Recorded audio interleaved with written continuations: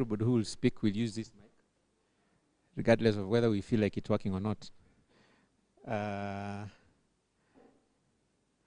And the session will be approximately, 30 minutes is gone.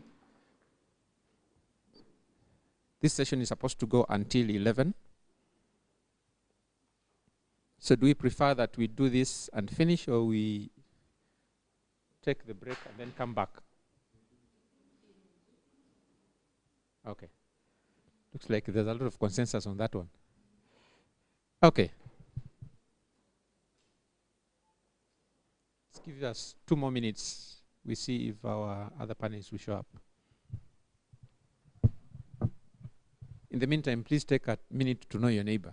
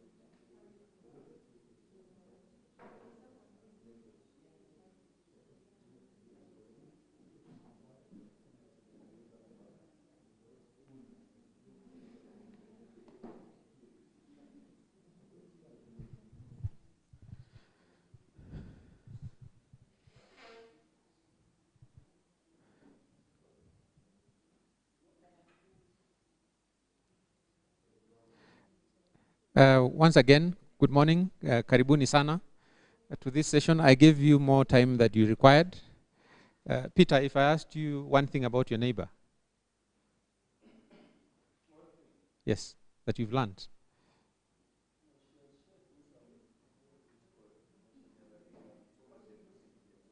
Okay.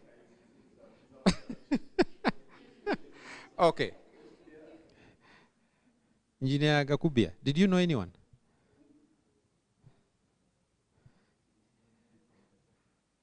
Engineer, did you get to know anyone near you? Okay.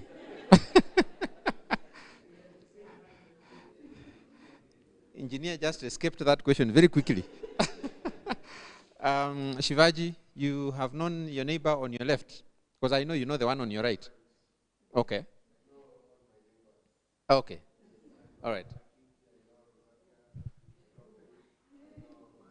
Wow. Bwana CEO, do you know your neighbor on your right? Okay. Maureen, do you know the person sitting behind you?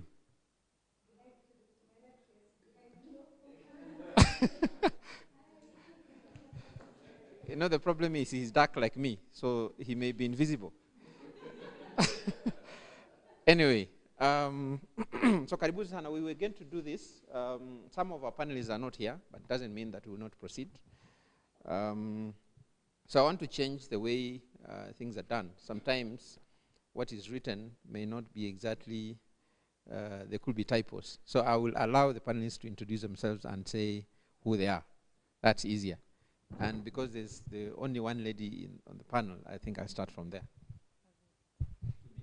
Thank you. I was hoping my fellow lady would join so that you don't get to say that. Anyways, good morning.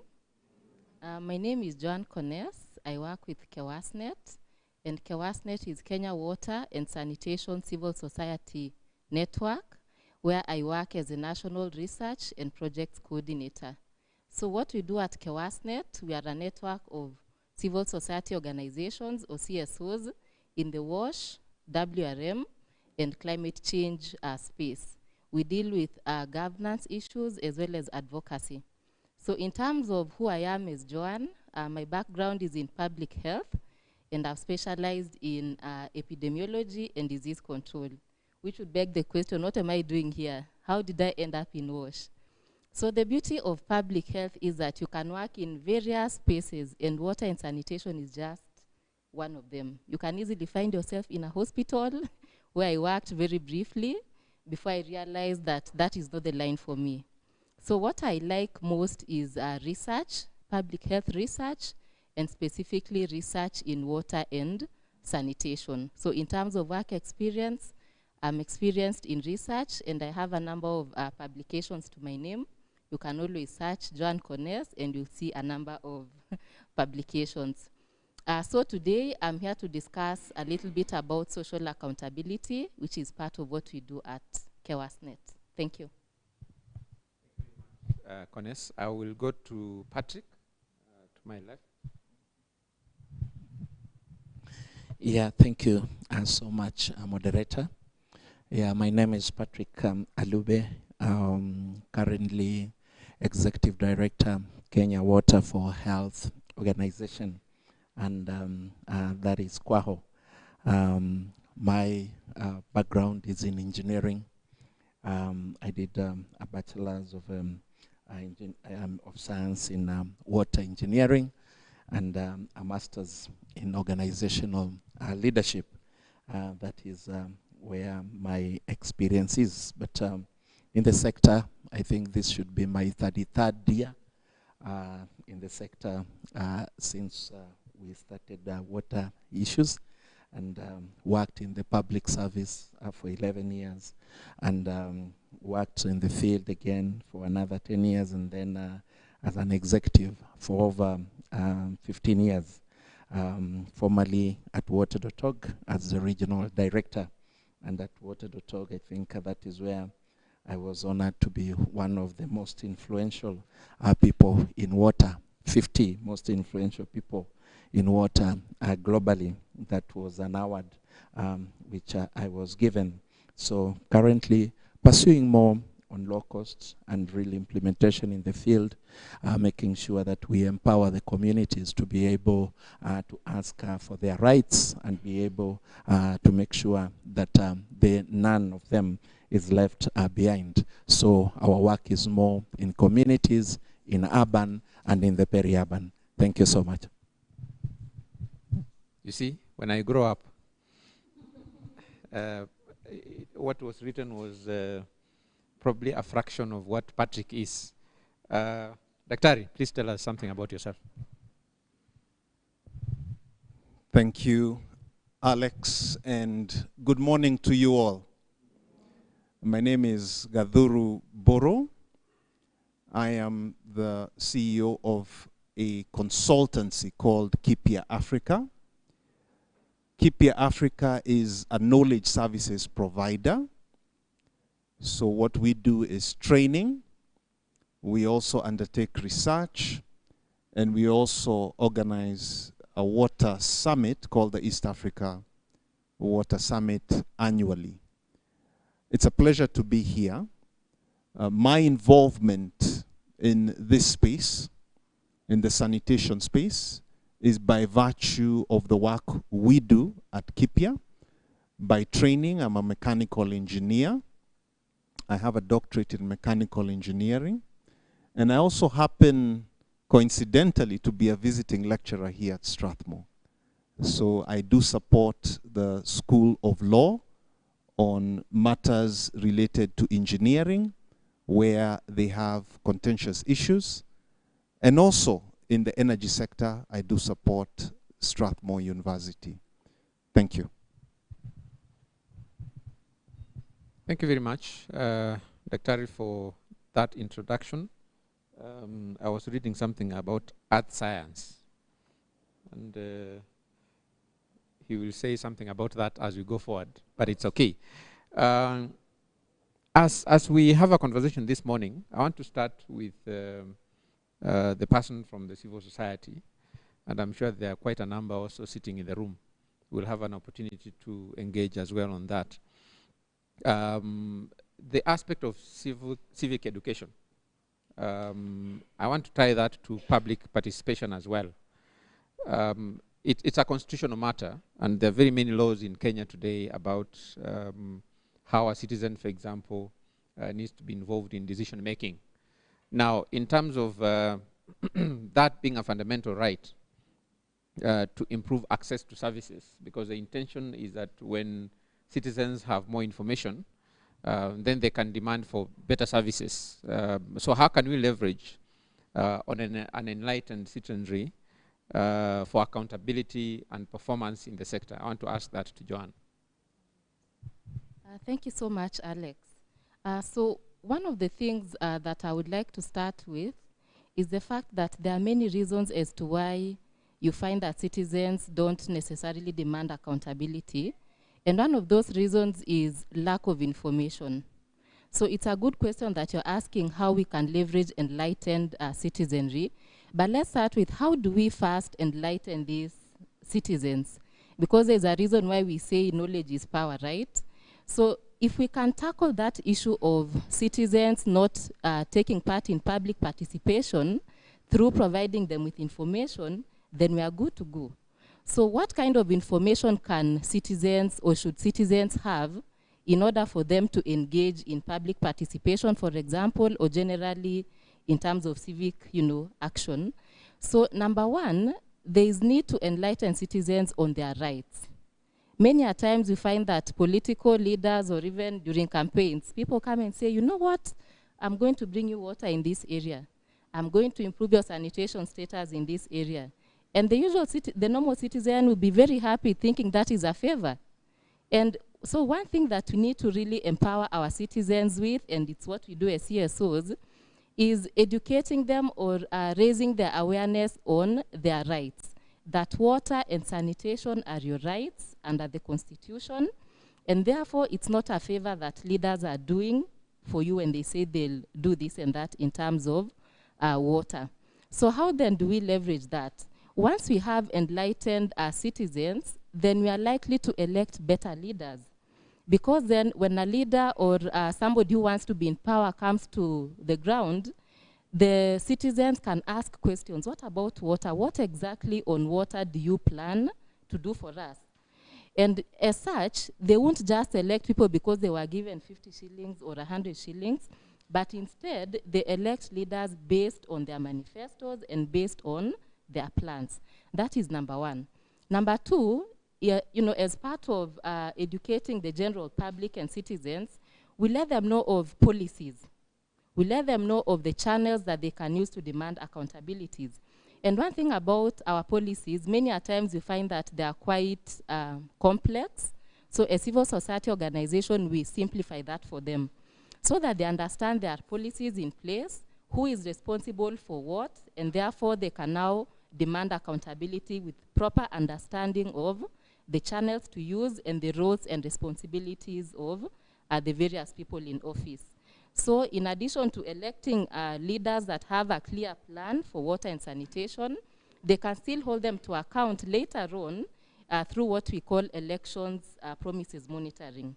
So how citizens can do that is they take stock of what these leaders are promising, and then once they are elected in office, they work together as citizens or as groups to hold them to account and say, you said you provide A, B, C, D. It's been 3 years since you got in office. Have you done that? So those are just a few ways that we can leverage informed citizens. I can go on and on. Thank you, Joanne. Now I understand why politicians don't like civil society. Patrick, I want to, because they demand for accountability and they make the citizen more informed.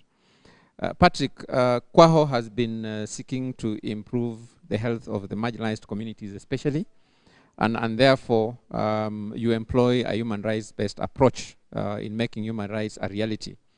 Now, I want to ask, how can you make individuals key actors in their own development rather than passive participants? And that adds to something that Joanna has said about active participation.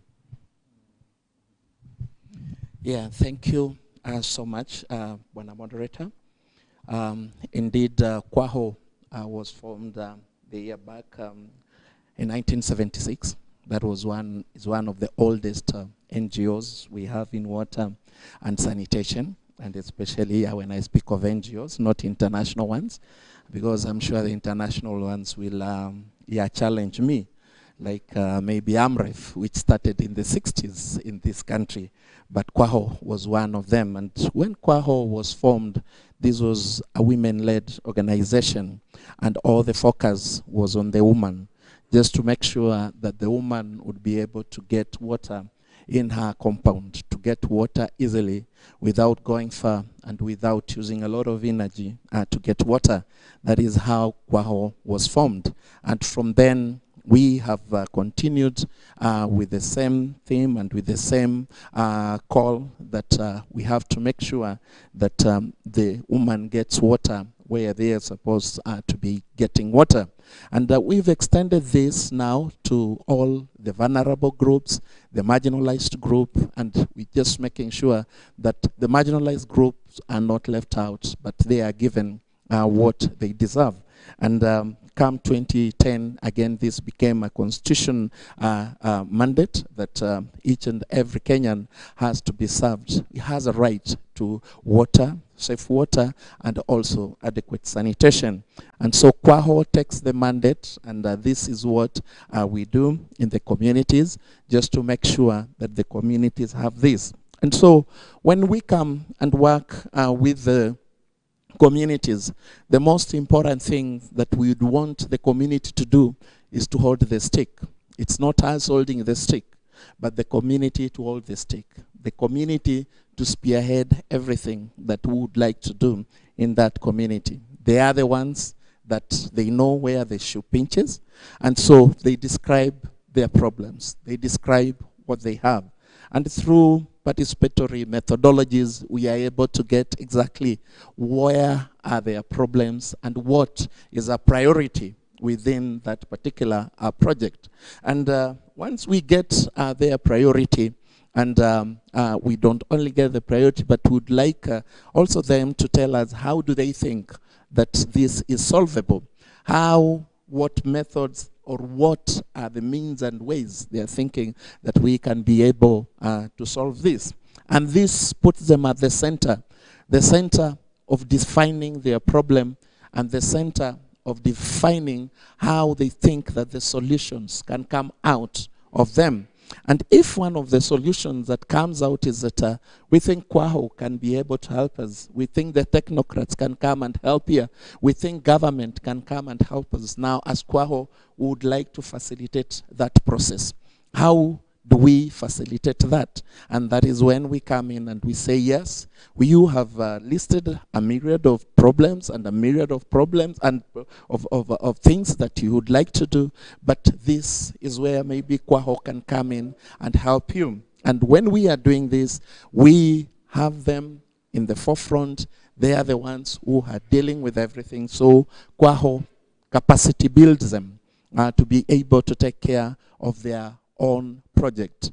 Kwaho makes sure that they have been enlightened of their rights, enlightened of what is outside there. John has talked about the information. We make sure that the information is availed to them. They have information with them.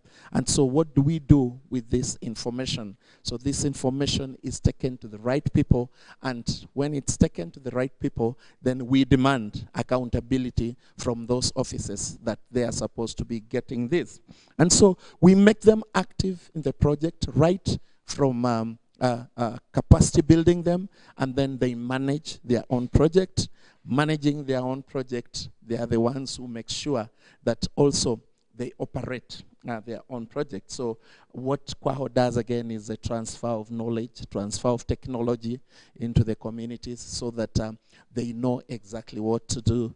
The troubleshooting areas of the project, these ones, they are taken through so that they don't just become passive members of the project, or rather to say that a project belongs to Kwaho. We discourage that. We really discourage, and we wouldn't like where we go anywhere that a project would be mentioned that it belongs to Kwaho. We like, and if it is told that this is our project, they own it right from day one up to the end. And this is one thing that we've been able to do. So we do it through capacity building, the technology transfers, and any implementation activities that we have to do in that particular community. And we have seen sustainability at the end of the day. We have seen wells that were done in the 70s still working. And sometimes you go back and you ask them, how come that you are still with this well? And they tell you, yes, we have gone through. It has broken down and we have repaired it. That makes us proud because it broke down and they repaired it. That means that actually the trainings that they got, the skills that they got, they have been put to practice. And that is why such very old projects are still working for them even up to this moment. And that is what we delight in even as an organization. Thank you very much. Thank you, Patrick. We'll come back to you at some point. Dr. I want to ask, when it comes to fecal waste management, we still have gaps within regulations. We still have challenges within the legal frameworks. What I want to ask is self-regulation even a possibility? And I ask that also adding to the same question. If it's a yes, then, for example, the aspect of polluter pay, the principle of polluter pay, is it a reality in that space then? Thank you, Alex. I think a little bit the challenge with this microphone is that it looks a bit awkward that we're using it. And when we use it, we kind of lower our volume because we believe it will project. But at the same time, I need to project because you're not hearing it. But bear with us. I think you see how it's going. Huh? I hope there's people online. I hope you're not just speaking to it on ourselves. But karibuni sana if you're all online. Now, this issue of self-regulation and in the aspect of fecal waste management, I would like to tell a little story, Alex. Because the risk is, you know, when we are here at Strathmore University, we look like the lecturers and you look like the students sat behind the desk. We might get too academic in our discussion, but I think the reality, at least for me, is I feel we really need to be pragmatic. By that I mean we need to understand ourselves and what we do in a practical way. So when we talk about self-regulation, and allow me to talk about maybe the wider sanitation space in this analogy. I lived in Belgium for a number of years. And where I lived, we segregated our waste. So you have different type of waste that you produce in the home, and they are processed in different ways. And when I came back home, I stopped segregating my waste. And when I think about it today, do I know the person who collects my waste from my home? I really don't. I know they are a service provider. I know they get paid every month. Do I interact with them? Never. So, I mean, I've just confessed to you. Maybe you can also confess to me. How many of you know the person individually who picks your waste from home? We call it garbage, takataka. Okay. That's impressive. That 2 people. I expected none. So at least you are interacting on that level. But I think we can say then safely, maybe then the rest of us have no practical interaction. So when I think of self-regulation, I'm thinking, do I regulate myself? Let's start there with self, because if we're thinking about others, it becomes a little bit distant and it becomes impractical. My view on self-regulation is we should first ask ourselves, what are we doing in this aspect? Before we try to then organize ourselves and figure out how we will self-regulate. If I don't have the time to take my garbage to the right place, will I have the time to self-regulate in organized groups? I think that becomes the challenge. I listened this morning to the introduction when we were in the plenary, and Daktari said, is the challenge that we need a mother policy for all policies? Or do we have enough policies and laws? I'm of the school of thought that we may need other policies, we may need to look at our existing policies, we may need other laws, but the reality is we do not fully implement what policies and laws we have. So in the aspect of self-regulation, I think there is a lot already in policy and law that encourages self-regulation, but there may be the need to add a number of things there to support that within the space of fecal waste management, we self-regulate. Now, how we go about that, I know a lot of you have thoughts and ideas about how that can be done. But my feeling really is, let's start by looking at self, your home. Are you regulating yourself? And then look at your immediate community. How do you then self-regulate that? We now have associations, residential associations. I know we could talk a little bit about that. Is that the path to take? We do have the opportunity for government to introduce new policies where they say, no, you need to organize yourselves. A little bit like what happened in the Matatu sector with NTSA and the SACCOs, and introducing a self-regulation in what appeared to be a chaotic industry. So right now, in the sanitation space, in fecal waste management, it is chaotic. Do we need policy that would assist us to self-regulate? That's a matter for debate. My feeling here is, let's first start with us, me, as an individual. Let me then look at my community in the immediate, and then we engage with the public sector to see how we can be best organized. Thank you. Yeah, thank you very much. You know, what you said resonates to what happened to me one morning. I used to segregate my waste until one day I observed the truck picking it. and I realized they were mixing it anyway. So I moved on quickly, and I'm not sure that the segregation is something that I do anymore, but I know that's not a very good confession. Now, Joanne, I know you spoke about the voices of the communities. Now, when it comes to using the same voices for accountability in the sanitation sector, what do we need to do? A good question. How can we use these voices for accountability? Number one, first off, our role as CSOs is to be that bridge between the citizens and the duty bearers. And in the process, we not only empower the citizens to demand accountability, but we also work with the duty bearers to create that enabling environment for these citizens to demand accountability. And how that looks like is the duty bearer being ready to listen to these citizens.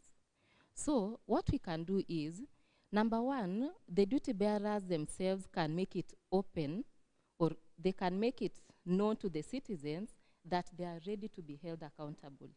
And I'm going to use an example of one of the research projects that we've done recently, where we had these professional research fellows working in accountability research studies. And one of these fellows was management staff of one of the WSPs. And what she was looking into is how to make these citizens hold them accountable, because they want to be held accountable, but they are not. So once, as a duty bearer, you make yourself, or you make it known to the citizens that, yes, come to ask us questions, then the citizen will feel empowered already to ask. So what was this lady looking into? One of the things was the fact that the WSPs have service charters. And she asked these customers, are you aware that we have service charters? And what service charters have are, you know, the services provided by this company, the standards that the service should meet, the lines of complaint, you know, how do you call them? The channels that you can use to air your complaints as citizens.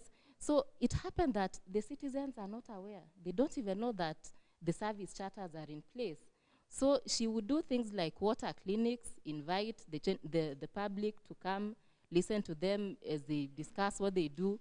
And as a result of that, you see now that citizens start asking questions. Citizens now understand, oh, there's a service charter. Oh, there are standards that water that I receive in my house should meet. When I raise complaints, there's a certain period of time that the service provider should take to respond to me. So if the service provider never responds, then I still have a right to go back and complain again. So, you know, such things as the service provider being open to being accountable or being held accountable is one. And then number two is, again, ensuring that these citizens have access to information. Information, for example, of public participation. How many of us have ever attended a public participation forum? Ah, perfect. We are doing a good job. If you went to the community and asked the same thing, they would ask you, what is that? What is a public participation forum? So one of the things that our duty bearers ought to do is to ensure that when they have public participation forums, then it's put out in the open. People know that there'll be this public participation forum where, for example, the budgets will be discussed. And number two, it needs to be very transparent on the dates. Because one of the things that those who know complain about say that we heard there would be a public participation, but we were not sure of the dates or the venues. So such information being in the public domain would go a long way in ensuring that these voices are heard. Otherwise, we keep saying that the communities have voices, but we don't hear them, because sometimes they not only lack the information, but also they are not aware that they should even be raising these voices. And then number two is working with groups. There's power in numbers.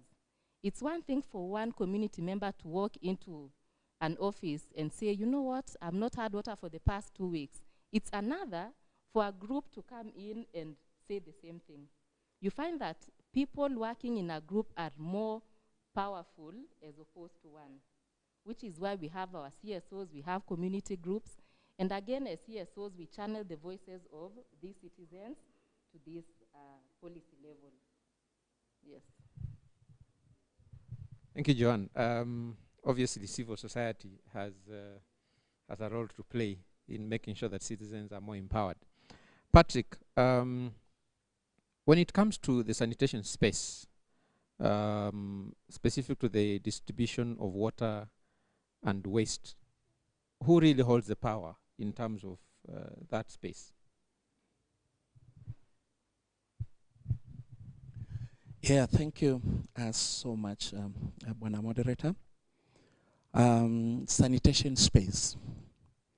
Who really holds this power to give out this? As we've just seen, the Constitution has made it a right, and so it is a right. So we expect these services to be given to us by government, to be availed to us in the right qualities and in the right quantities, the way they are supposed to be. The government earlier years could follow up even on sanitation in our homes.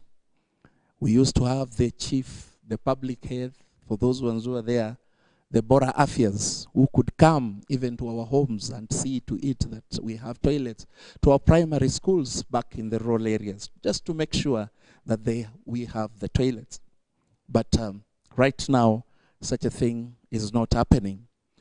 And so, in a way, it has come back to us, even as citizens, just to find out what do we need that we can demand from the government. Roles have switched, that our needs, we really have to make sure that we air them out for them to be filled, for them to be looked into. And so, as citizens, we have to demand for those services. So even if it is the government to be able to do this, but as citizens, we have to know this. And we come back again to the social accountability of us as citizens. Do we know that we are supposed to be planning together with government? Do we know that we are supposed to know the budgets that are there? Do we know that we are supposed to be tracking these budgets? Do we know that we are supposed to be holding them account of what they said, just the way we heard about our MPs? And so it comes back to us as citizens just to be able to define our problems, and once we've defined our problems, to get the right officers for them to be able to do for us and what is right. And let me just bring it here. When they are working for us, then they need to think of equity, not really equality. Let our equity bring up equality at the end of the day. And when I speak about equity, is to make sure that that person living with disability has been facilitated to be able to have the right facility for them to use. That lady who is supposed to be having a bin in that latrine for her disposal of the MHA products, it has to be there. And that is when we are talking of equity. And so when we look at everything in terms of equity, at the end of the day, then we will speak about equality. That all of us have the services, all of us have access to what it's supposed to be. So to come back to your question, yes, the government, this is their work. But as citizens, we need to remind them, we have a responsibility to remind them that they need to give us the services that they said they are going to give us. That becomes our mandate. Thank you. Thank you, Patrick. Dr. I wanted to ask, are there incentives, for example, that we can use to stimulate sector performance in Kenya? Do you think there are any incentives that we can use to stimulate sector performance? Thank you for that. Now, I come from the private sector. So when we hear the word incentives, we understand it very differently from my sister who comes from the CSO space. Incentives to us mean, what are you going to give, provide, or allow that will make my business more profitable? Now, I know and understand, and I would like to hear, that incentives has a broader meaning. But I will give you the meaning or the idea from the private sector perspective. Why is this important? I think we have had different comments from our policymakers in the water and sanitation space that there needs to be a deeper interaction between the public sector and the private sector, specifically in financing water and sanitation projects. So this is a wonderful message for us in the private sector, because we understand that, as my brother said, water is really a fundamental right for us, that we should get it from government. But I think from a very practical way, we also know, and I know my brother knows, that private sector also has a role to play to meet the gaps in the water space and the even bigger gap in the sanitation space. So if I was then to answer your question by giving you really examples of what private sector would want from an incentive perspective, is number one, private sector can supply a lot of services to meet the shortfalls in the space.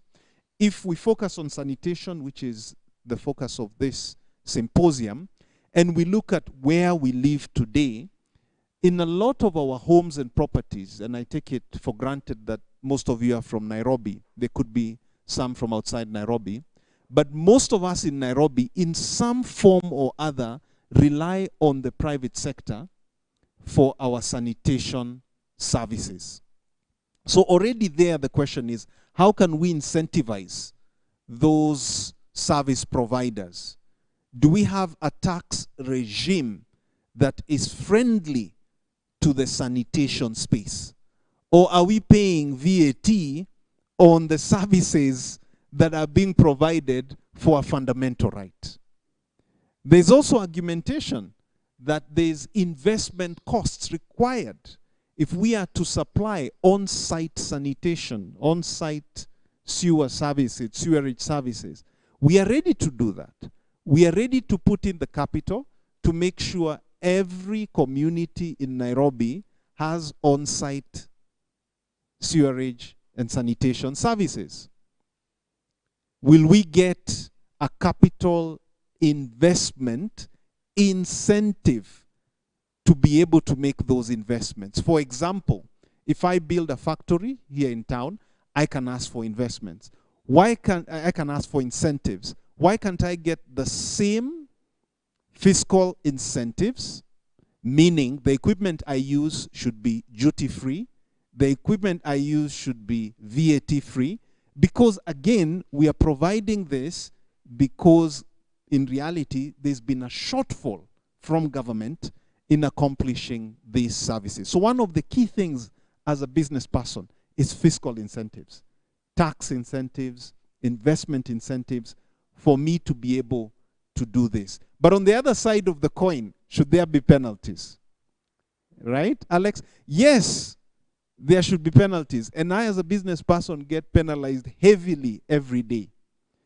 So if I do not meet the investment that I promised, should there be a penalty? If I do not achieve what I promised to set out to do, should there be a penalty? Or indeed, are we saying that if the law is there, how we should dispose of our fiscal waste, how we should dispose of our solid waste, and we do not comply with it, then we come back to the idea you brought in earlier, polluter pay principle. How do we then effectualize that as a real penalty? Thank you. Thank you very much. I want to come to this side because I want to ask a few questions to a few individuals, just to add to the conversation. Engineer, you were a CEO of WASREB for quite some time. Is it a possibility to get accountability at the utility level?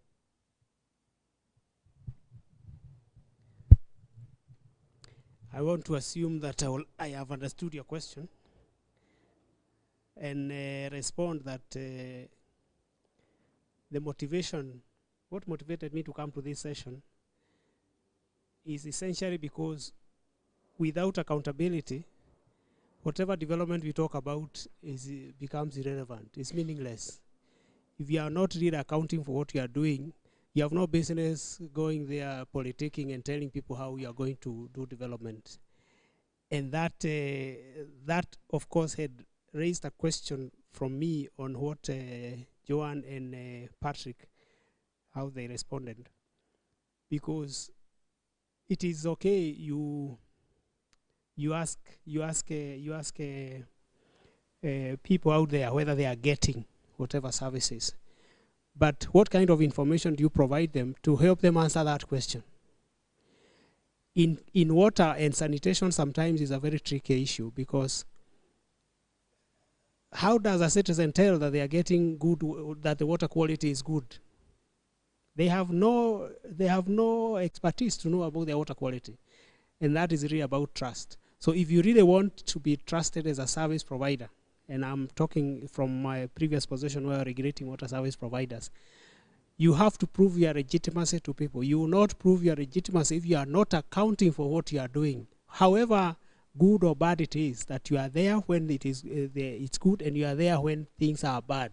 You are the one actually assuring people that yes, this has happened, and this is how we are going to respond to it. If you're only there when things are good, I think there is a gap there. So these water service providers, for example, are supposed to actually call an annual stakeholder meeting. Every year they should meet their stakeholders. Their complaint most of the time was, oh, but these people don't come. They do not have, well, that is really not your problem. Just show that you have actually called them, and you have actually given them space to actually discuss and interrogate whatever issues that you have.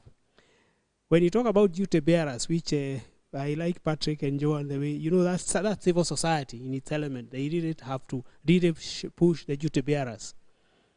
But these duty bearers, when they are talking about, because every duty bearer talks about section Article 43 in the whatever, but go further and ask them, yes, it is a right, water and sanitation.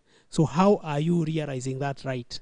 You realize most of them don't even have a plan of how they are realizing that right. Most of them don't even do even a budget or even issues to do with monitoring and oversight. Because without that, then there is a data problem.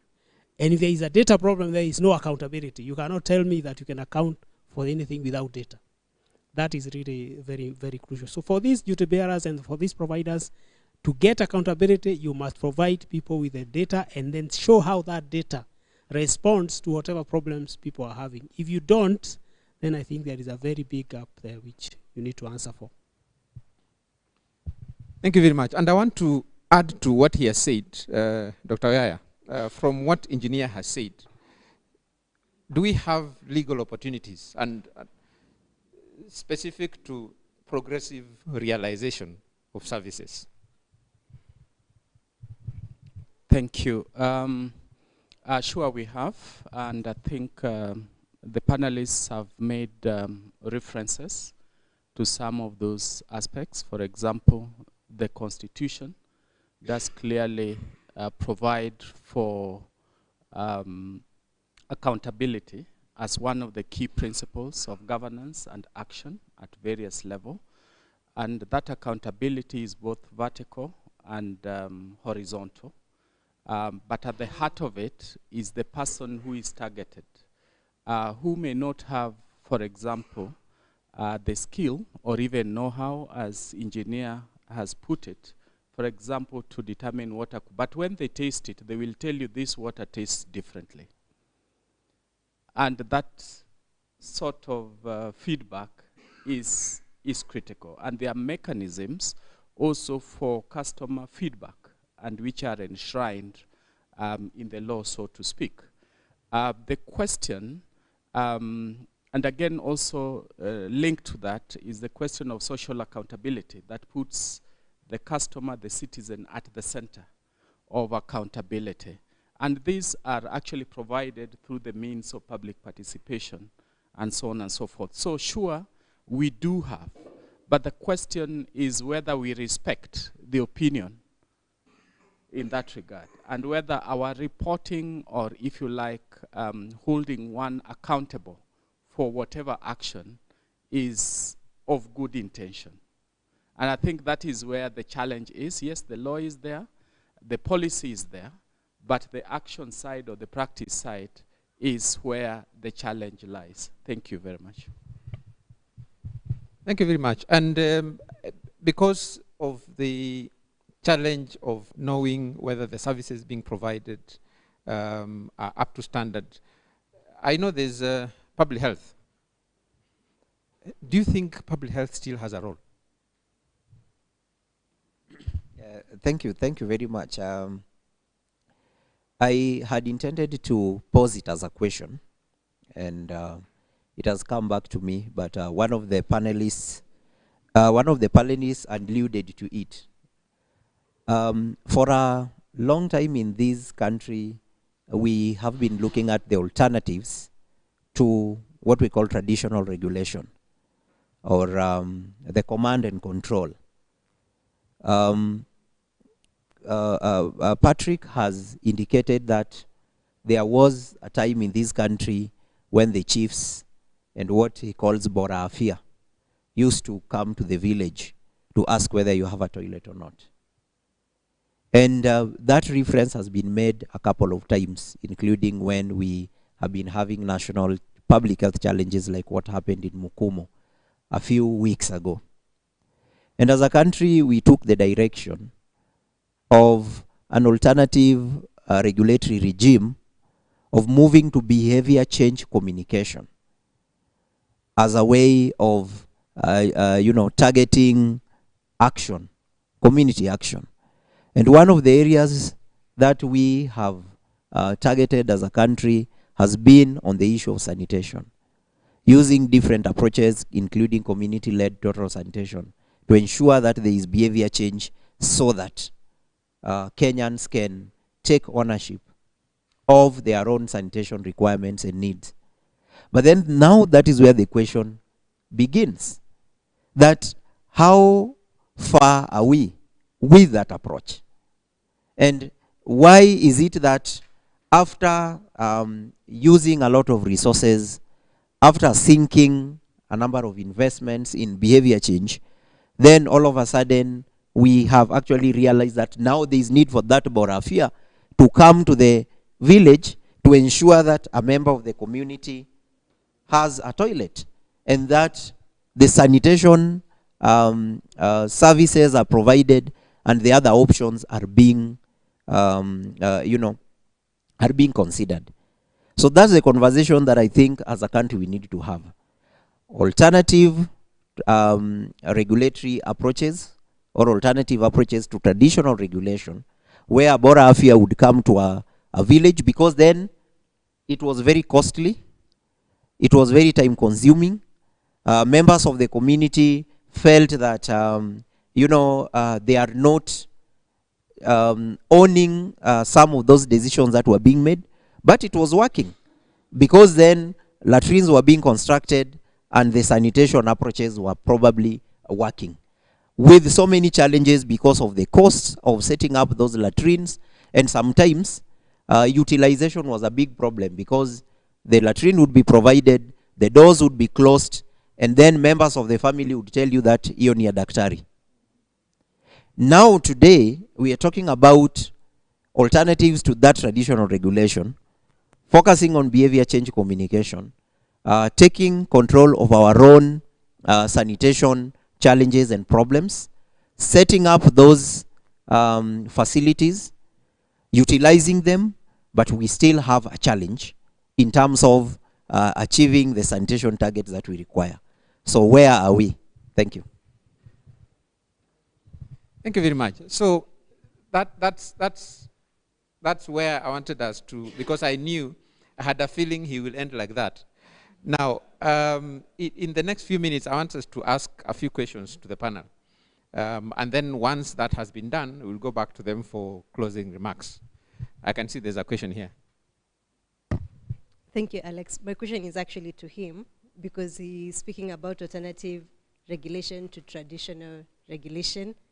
And you spoke about, you know, providing this through behavior change communication, using this approach to, you know, get the communities to actually utilize these facilities. But then they're saying the facilities that you're building is a daktari. Perhaps then the consideration for the behavior change communication campaigns that's being run should be from the bottom up. So there's a lot of power in championing these solutions from the people who are most affected and people who most understand them, instead of, you know, trickling them from the top to the bottom. So perhaps there's opportunity for co-creation of some of these programs in a way that encourages ownership of these interventions, so that when you build the nice toilets and you've put in money, when you come back, then it's a matter of, some are storage rooms, others have been locked and they're not being used, and these challenges still persist. So I don't know whether she asked a question or she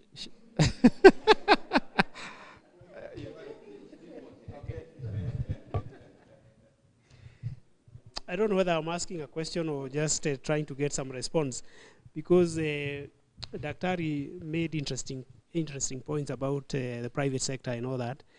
He has just confirmed to us that all these corporate social responsibility, you see things, it's really not about those guys. It's really about business, how one should protect their business. So in that case then, can I ask, because sanitation can be a service and also a business, doesn't the private sector see an opportunity here? And if they see it, why do they want all their risks in growing that business covered by government? Good question. Why private sector risks should be covered by government? And you can comment on her question as well. Okay, thank you. I want to say that what my sister is saying was more of a comment, in my view, and it is the same conversation that may not end here, because we clearly agree that the government and as a country, we had taken the direction on behavior change communication to ensure that there is more of social accountability and service provision is enhanced. But now the question that we are now raising is, after probably 10 or 15 years of a policy shift, where are we? What's the difference between the regulatory regime that used to exist and the alternative that was provided? So this is more of an evaluation that then we need to conduct, so that that kind of concern, so that those who are advocating for the behavior change approach, we can also have data to indicate that by this level, we have actually managed to reduce sanitation-related diseases, or to promote use of sanitation options by 60% compared to what we used to have. I think that's now where we want to go. So it's not, but my question actually goes to Dr. Gadhuru, if I got the name correctly, about self-regulation, and it ties to what engineer has mentioned. One of the challenges of self-regulation is that if there is no protection, then the industry tends to safeguard their own interests, so that the interests of self-regulation within organized groups tend to focus so much on protecting narrow interests of the members of that group. So if we are talking about the private sector, for example, who are teaming up because they are offering services in sanitation, then self-regulation helps them to protect one another. And to say that so and so, and because you've given an example with the SACCOs, Matatu SACCOs, every time there's an accident, then the SACCOs tend to protect one another instead of ensuring that that regulation actually helps to protect the wider public interest, which regulation is actually supposed to. So my question is, how do we ensure that there is protection within a self-regulatory regime to ensure that then the players within that self-regulatory regime do not protect their narrow interests at the expense of the public interest? Because that's a big concern. It affects the private sector, and it also affects the civil society when it comes to issues of accountability. Thank you. And that self-regulation is one of the biggest challenges we had when counties came in. It took me a lot of time and my former organization to explain to a county, yes, sanitation is devolved, but you cannot self-regulate yourself. It doesn't give you the right to give customers whatever service you think they should get. If you really want to be a service provider, even as a government, you must adhere to minimum standards. And those standards can only be assured by another party. I'm not arguing with the authority, with whatever, but you cannot give customers what you think or whatever somebody must assure customers that actually these are the services. And that brings in the transparency and the trust deficit we have in all these things. And that's why we are not even moving forward. You know, engineer was not very liked for quite some time by the people at that level. But to those comments, I think we have just about 5 minutes. I will come back to you. I saw your hand. I saw your hand. So how did I see your hand? I saw your hand. There are too many questions for him. I'll come back to you.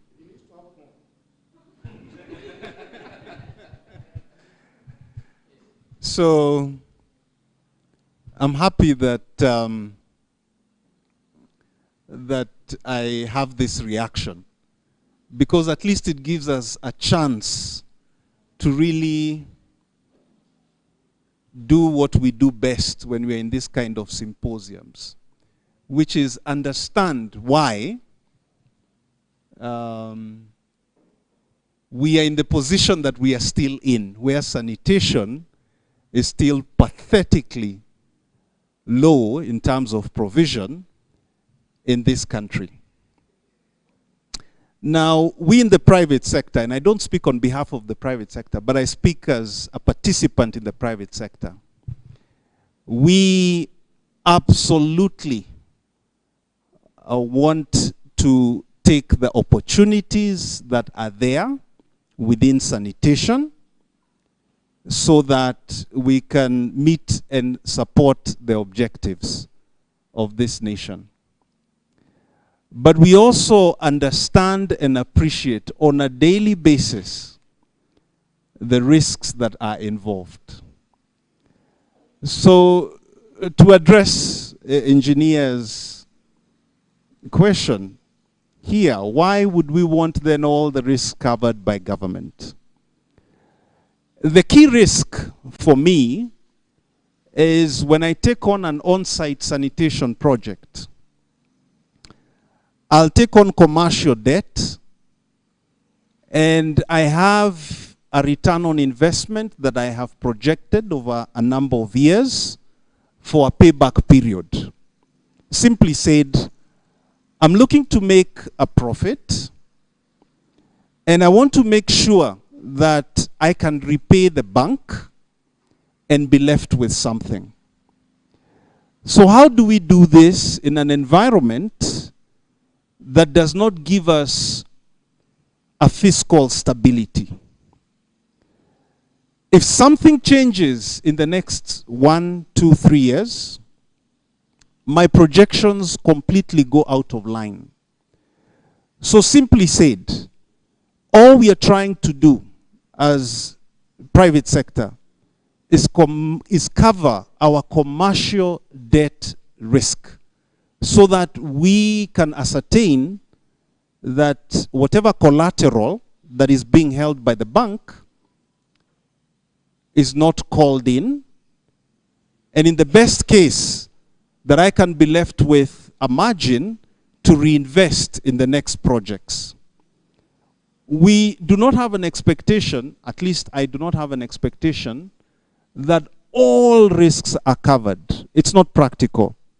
It's not practical. There will be risks that I can insure against. There will be risks that I can mitigate with other methodologies. And there will be some risks that I'll have to absorb and accept as private sector.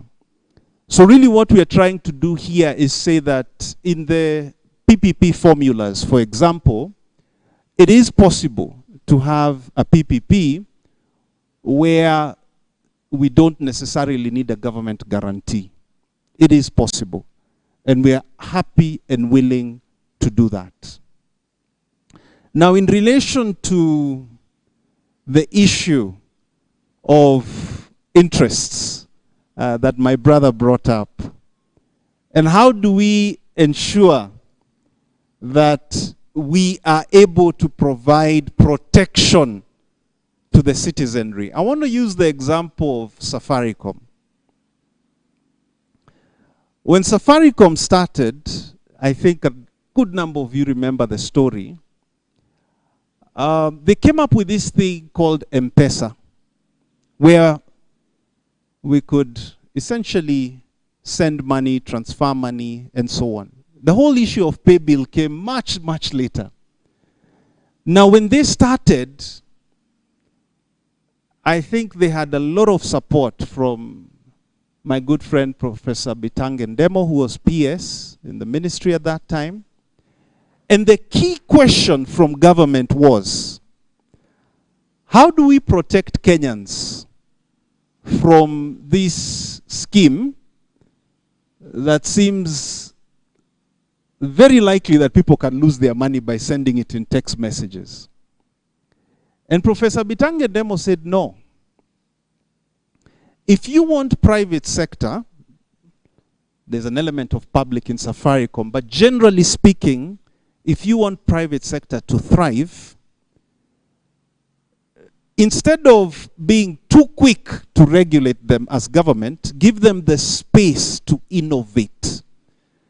Then once we understand what they're trying to do, give them the space to come to us and tell us what are the opportunities to be regulated, and eventually we regulate them. Safaricom and M-Pesa would not be there if government regulated telecommunications in line with financial sector from the outset. It would never have happened. And that required the vision and the courage of certain individuals in government to allow that to happen. So what I'm saying here, my brother, is that give us the space to innovate. Give us the space to even fail. Because in innovation, there's the risk that I will put my money and it will not work.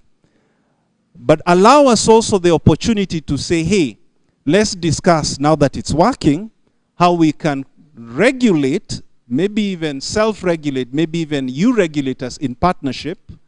Because there could be, if it's a very successful sanitation venture, unscrupulous players who may come in and take advantage of the citizens, which I also do not want, because it is my interest as a business to make sure for my sustainability that we do not have cases where the citizens are being fleeced, are losing money, and have nowhere to go to. So I am of the support. So give us the innovation space, and then if it's working, then find mechanisms to keep the bad players out. Thank you.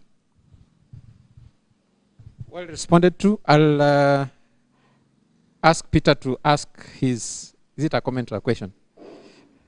Either. Okay.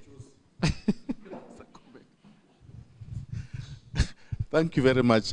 You know, when we have time constraints, it's very important to balance the issue around how people respond. Anyhow, my space is within private sector and civil society. So I oscillate between private sector and civil society. Now, this goes to Joanne. You know, I've been so much involved in a lot of social public accountability forums through human-based approaches and tax justice systems. And we know that the duty bearers have been keen to suppress the citizens and to avoid them information. And we also know that the duty bearers have tried to suppress civil society. And as late as 2-3 years ago, civil society has been actually, it's like it went under, it disappeared. Or that it went to bed with government, because we know civil society is the alternative government.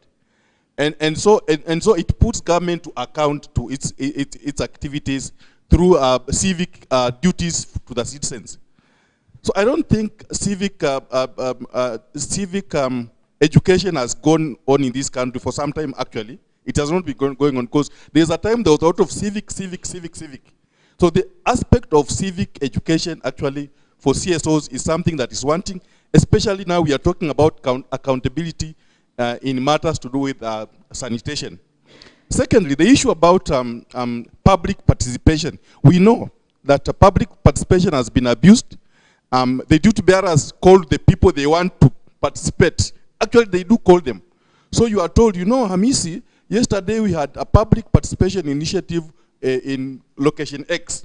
But there are specific people, there is a cartel. There is a cartel within the public participation space that has always gone ahead to rubber stamp activities where real public participation should take place. So I think civil society should take its place and stamp its authority. That is my take. For Patrick here, and I think we know each other sometimes back when we were trying to do some mapping of water, the issue around water and the underground water vis-a-vis sanitation activities. The issue around self-regulation is an issue we are pushing, and it will happen. Don't be cowed. We are pushing. It will happen. By the way, it will happen, because private sector is driven by benefit. You invest and you receive. So the incentive, if the government cannot incentivize me, they cannot come and tax me. How do you tax what you have not invested in? Thank you. Thank you, Peter. So I think for him it was a comment, and then for her it was a question. Okay. Now I can sit back here. So Joanne, you will respond and give your final comments as well, and then Patrick. Thank you so much, Hamisi. It was a question, and then again, it became a comment along the way. So I think you started by talking about shrinking civic space of CSOs. So you might have not had a lot of civic education going around, but there's another way that we do it, where we use the youth. We work closely with the youth so that they are champions of accountability. So what we do with the youth is, you know, one of the things that communities think, or the younger generation think, is that issues of governance are for the adults.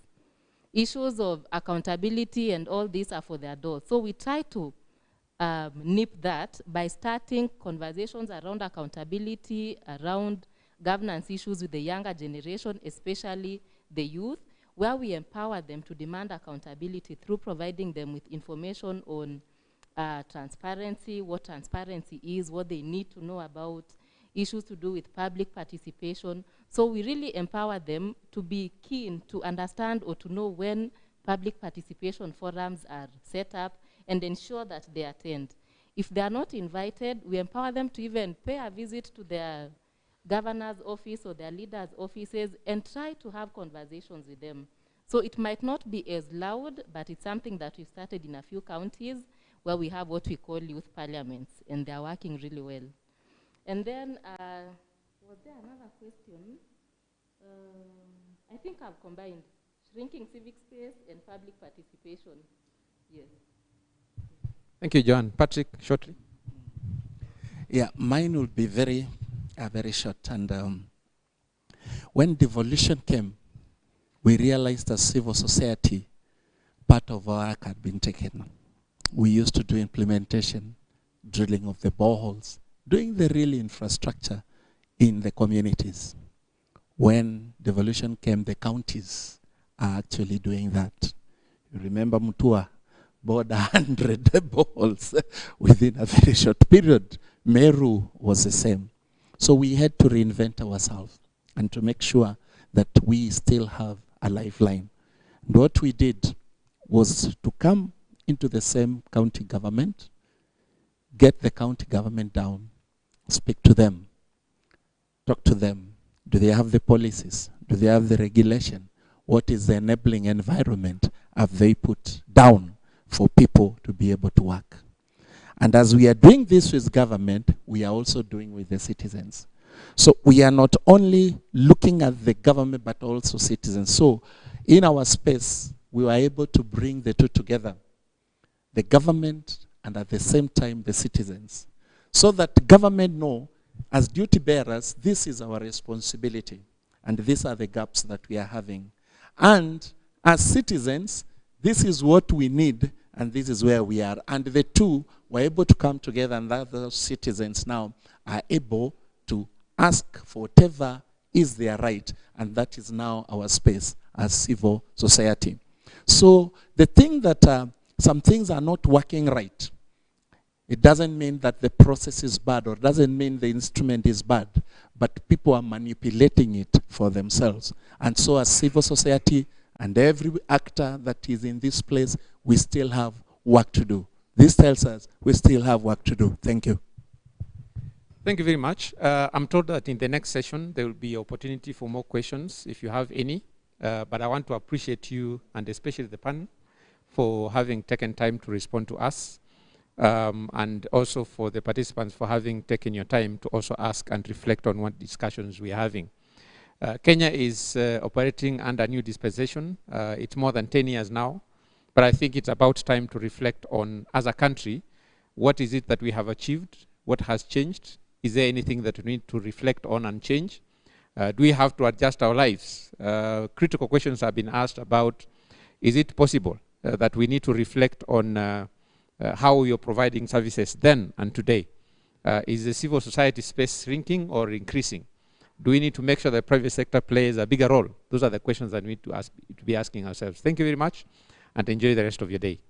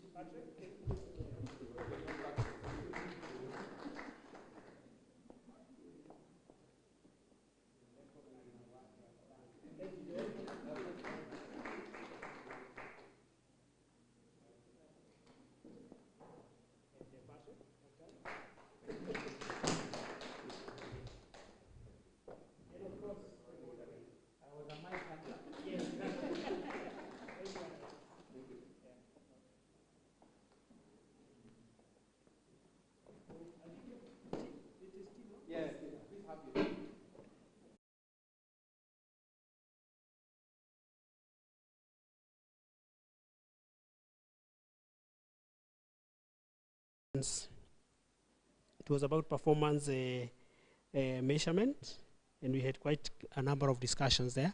So this time before lunch, we are going to kind of zero in on the reporting and communication structures, especially because if really it's about accountability, there must be that system, how you account both vertically, horizontally, and perhaps then how the players relate to each other, who is accountable to whom.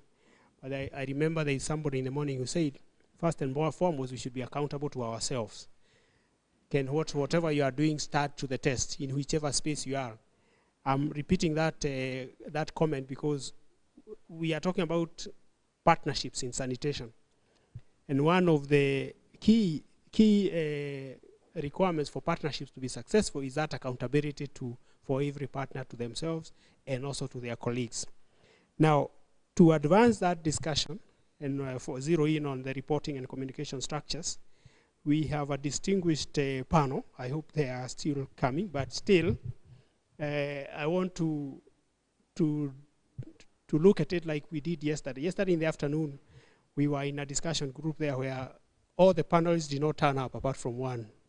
But when we were starting, they were all on the way. But it ended up that the moderator was on with one panelist. So all of us in the group here decided to be panelists and also ask ourselves questions. And it was quite interesting. We actually all enjoyed it yesterday afternoon. So I think we'll go like that if they don't come up. You can also ask normally you don't ask the moderator questions. You can also ask the moderator questions in such a situation. Sindio? Ndio tuendelee to be accountable and to be responsible for whatever we have and wherever we are. So I want to invite the only moderator who has reported in the room to come forward, Charles. And instead of readings what have been given about him, Charles, I know him, having worked with him in the sector, interacted in the sector a few years before I left. So it's important that we hear his voice. So I'll ask him to introduce himself. And for now, I will not tell you that he has 2 or 3 minutes or 5, 10 minutes to present. Let us take it as it comes, Sindio? So Charles, karibu sana. Now, I have to warn you about this gadget. It is not working. So you might wonder why you are holding it. But it is for the for the press. But it's not working. It's a bit weird, but it's not. Karibu sana. It's not working. So don't start Okay.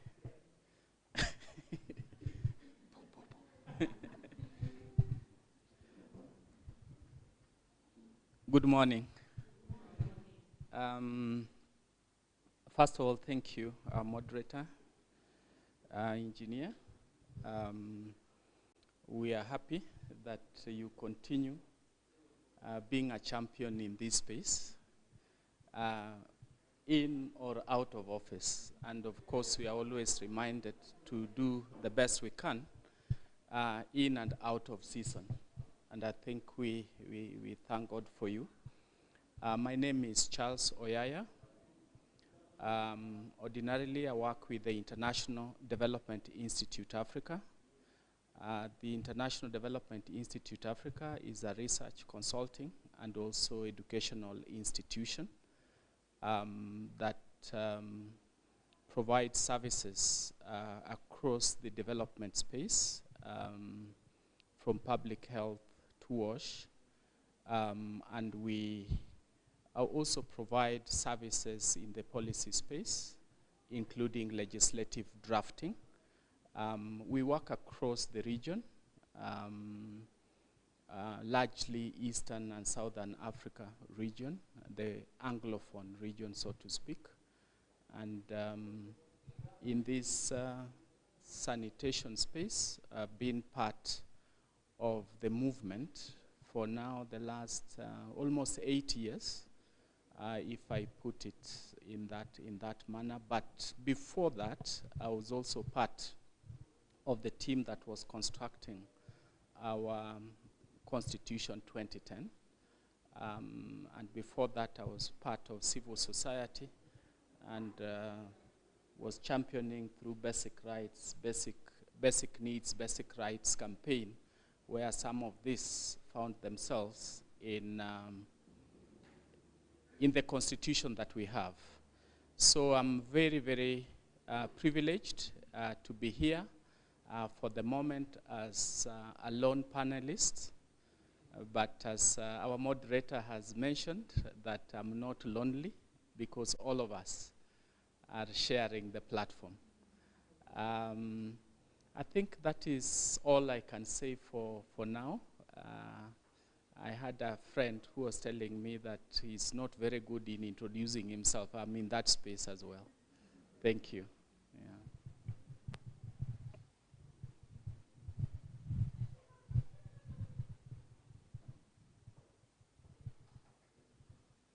Okay. A new panelist. I'll ask her, I don't know whether she can introduce herself right now or you want a few minutes to come. Is it okay? Yeah. afternoon. Good afternoon. My name is Aida Binale, and I'm a consultant in the WASH. I work with WASH Voice. I also consult with WASH Alliance, and I'm a friend to many of the WASH actors in this room. Thank you. Thank you very much, Ida, and welcome to the session. So I want us to go straight to the session. The moderators are normally given a few questions to guide the discussion for every panelist. So I'll try to start with Charles by provoking with a few questions, but in their response, they don't have to be restricted to that. If they feel that there is an issue that is relevant to the theme or sub-theme, and they really want the participants to either be informed or be aware of or be provoked as well, they can also raise it. So Charles, we are discussing about sector accountability and with a sub-theme of reporting and communication structures. Now, we know that development management service regulations is one of the 3 key levels of state power of critical importance in shaping the performance in service delivery. Regulatory policies ensure regulatory delivery works effectively for public interest. The government has recently adopted on-site sanitation as a critical service delivering universal sanitation. As a new venture then, there's always a likelihood of need of constant readjustment to respond to external and internal service delivery changes. How can we leverage on data and information sharing to assist us to communicate and enforce the new and updated policies? And how, that's the first question. And the second one is, how does reporting communication support updating of policies and in line with the constant changes in regulation? And also, how can government leverage on reporting structures for policy monitoring and evaluation?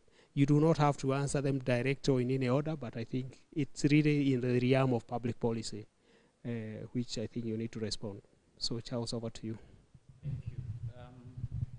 Thank you very much, Engineer, for the 3 very difficult questions, so to speak. But I think just going by the theme of this symposium is about sanitation accountability. And Engineer has also talked about sector accountability. And these have, if you like, implications on certain things. My responsibility is on looking at reporting for policy coherence. And if you talk about reporting, it comes more or less at the tail end of the chain. It assumes certain things have taken place, and your responsibility is to make that which has happened, which in this, in a regulatory environment, one would be talking about generating data, transforming that data into information, moving that information to a knowledge product, and that knowledge product then leads to certain decisions. And the question that we would ask ourselves is whether when we look at the sanitation space or sector for that matter, and when we are talking about on-site sanitation to be specific, do we have coherence in the policy space? And if we have coherence, how are we held accountable within that space? How do we report on that we do? How do we mutually account for to each other? And how do we make that known to the world in general? I think those, to me, are critical, and it is also a mark of performance. And why is this so critical, at least from my perspective? Is because we have adopted, as part of the global community and as part of the Republic of Kenya, a rights-based approach to matters sanitation. And globally, we have agreed that sanitation in itself, and sanitation, whether from a sewerage perspective or on-site perspective, is a fundamental right, a right that obtains and should obtain to every person. And we have also made commitments in that regard that we will not leave anyone behind. So our constitution does say that every person has a right to reasonable standards of sanitation, and does not say which sanitation. So basically we are talking about inclusive sanitation in that regard. In the global context, we are part of the global community that have committed that every person should enjoy a certain level of access to sanitation services which should be safe, should be adequate, should be equitable. And we have set even a target that we should be able to achieve that by the year 2030. In our own national policy space, under the Kenya Vision 2030, we have also committed that by the year 2030, everyone will enjoy 2 levels of sanitation: basic or improved sanitation, and 2, 80%, and I think we have reduced it downwards, should be connected to a sewerage system. And of course, this must be planned for, so we have strategies. These have to be implemented, these have to be monitored, tracked, and evaluated whether we are actually achieving that. Again, we have committed that we are going to move our people from one step of the ladder to another step of the ladder. And therefore, we are talking about different steps in that, from just, for example, defecating in the open, to having access to, basic sanitation, which used to be called improved and then safely managed.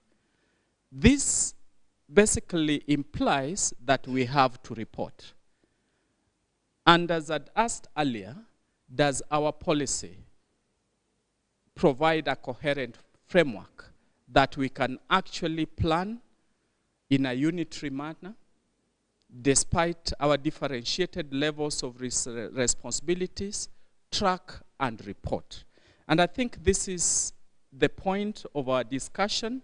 And when we ask ourselves, how can data and information be shared to communicate and enforce new or updated policies, we are actually talking about a few things which I would want to spend just a few minutes looking at. Number one, the importance of having reliable data. I sometimes practice as a planner, and I know in planning you can never plan with information that is unreliable and expect to achieve what you desire or set realistic targets. So reliability of data becomes important. That data should also be available, and the question we ask ourselves, how available is it? And that data should be accessible. So if we are to report in a coherent manner, this data must be fast generated and must be reliable, must be made available to key decision makers, and must be accessible in a format that is easily understood, even when we look at the different categories of our population. For example, if you are talking about children, you are talking about persons with disability, do they have access to this kind of information?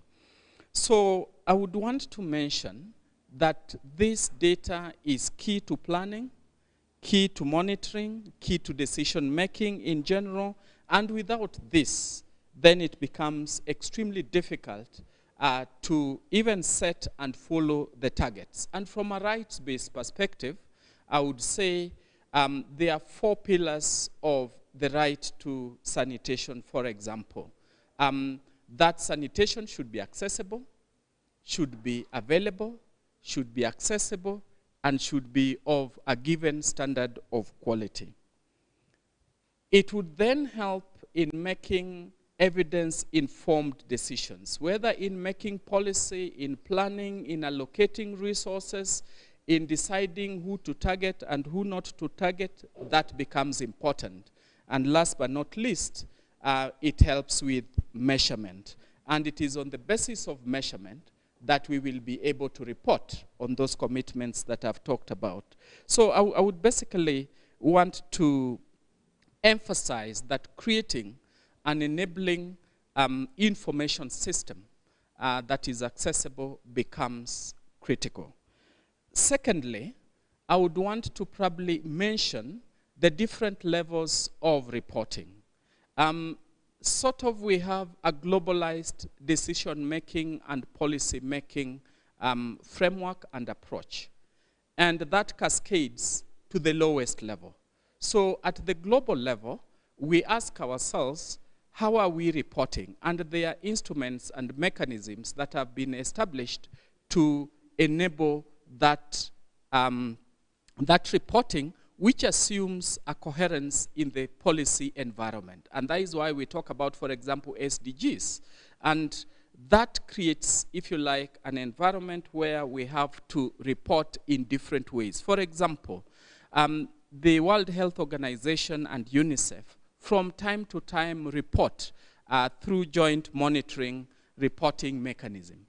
And that provides a space for decision making, and the data which you find there is assumed to be reliable to inform decisions. For example, we also report at that level in terms of the UN Water Analysis and Assessment Framework, what they call GLASS. And this is critical because it is what provides policymakers and decision makers at various levels to have access to data and information on water sanitation and hygiene. So this is another level of reporting. And the question we ask ourselves, whatever we report as a nation because we have committed to them, how reliable is it? I've seen certain cases where the information you have, let's say, on GLASS data portal or contained in joint monitoring report are not reflecting the reality on the ground. So we ask ourselves on what basis. Then, of course, we have committed to high levels of engagement. For example, we have sanitation and water for all, and we report at those levels. We have also platforms based on that coherent policy approach to sanitation captured in SDG. In the context of Africa, for example, we have the Ngor Declaration, and we have made commitments in that regard. How do we report? And we have created a mechanism for reporting through, for example, AMCA, African Ministers on Water. And they have even established a special committee on water and sanitation reporting based on the commitments that we have made. So we have this. Then from a public health risk perspective, we have committed in the context of the international health regulations. And we do report on our health emergencies preparedness. Again, how do we generate this information and report? So without probably taking much time, I just want to indicate that our reporting responsibility that reflects our policy, if you like, thinking and policy commitments are cascaded to the very level where me as a citizen has also a responsibility and is held accountable. So even at the national level, again, we have different instruments. I want to give an example where Engineer Gakubia was the CEO of WASREP. And each year they produce impact report. And in impact report, let's say on matters of sewerage, because they were not speaking so much the language of sanitation, they say within the jurisdiction of 80 plus utilities, the sewerage coverage is about 16 in some elements is 15. At one point, it was 19% coverage. Then you go through the population and housing census, and it tells you the sewerage coverage in terms of the overall population is 9%. So if I was to make a policy decision, which one would I use that will reflect the reality? So again, in reporting, you leverage and use different forms of information that would be critical. We also have sector reporting. And let's say we have the public sector, then we have, let's say, the civil society reporting. In all this, civil society produce their reports. They call them shadow reports. You can correct me. Whether we are talking about high-level SWA meeting, you are talking about GLASS, you are talking about joint monitoring, and so on and so forth. So I would basically want to emphasize just the fact that when we talk about reporting in the context of policy, the practice has been there, and I, for one, has been part of processes of using information and reports to inform policy decisions. For example, when we were developing the Kenya Environmental Sanitation and Hygiene Policy 2016-2030, the first step was to do a critical review of existing situation and the gaps therein.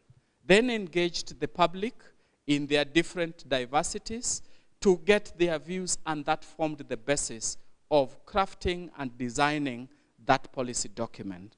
We have also done the same, for example, when we were doing the National Sanitation Policy. Critical analysis, priori, formed the basis, and that formed the framework and the ground for crafting and designing that policy. So how then can we, as a people and government in particular, leverage on various structures? I think three things are critical in conclusion. Number one, we must establish enabling systems and structures for data capture, data management, analysis, and reporting. And beyond reporting, translating that data and information into decisions. That is when we will be able to say that indeed we have an evidence-based decision-making culture. Number two, we must then take, just like WASREP does impact report annually, as a nation and in a common platform, we need to develop periodic state of sanitation reports. And last but not least, number three, then we have to create intentionally a repository on sanitation information and research products. So you know I can go to this point and get that information. At the moment, we have the regulatory reporting platform in the Ministry of Health. We have the CLTS hub, you know, and of course, we have also others in the context of NACOSTI, you know, in terms of researches that are done and the information is provided there. But they are not speaking specifically to matters sanitation. So let me just stop there, and apologies for taking a little bit longer speaking about this. Thank you very much. Thank you very much, Dr. Oyaya. You don't have to apologize. We had to give you some advantage because you are with us as we started. But that doesn't mean that there is anything with other panelists. I think they also have their say. Now, before I bring in NEMA representative, I want to connect now what Dr. Oyaya has given us, because data has come in very strongly, and Ida here that is her breakfast, lunch, and and dinner. And we all know that data is the raw material. They say data is the raw material for accountability. So if really we are having challenges in data, even our accountability is also challenged. So Ida, perhaps you can talk about the aspects of measures which you can use to ensure data accuracy of data, and link that now to the monitoring. But you can also add whatever else you want to add. Let me warn you about this thing. It's not working. So just hold it. okay, it's okay. I'm sure. No, no, no. You hold it. Okay, okay. Okay, thank you very much. Dr. has really preempted so much. And it would be nice to just start from even yesterday when we were doing presentations and the conversations around data. And we could also get that different percentages were being used and different level, different sources.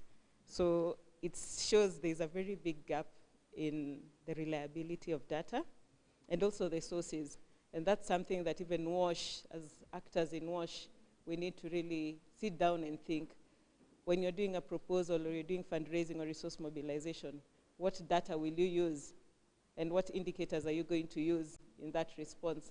Because one of the challenges we have in our sector is that everybody is reporting using your own indicators, using your own reporting template, and at your own office, yeah? So you do not share outside what is happening. Because it's just, let's say, an organization with its own reporting system. And the next door organization has no idea what also you're doing, and you're in the same sector.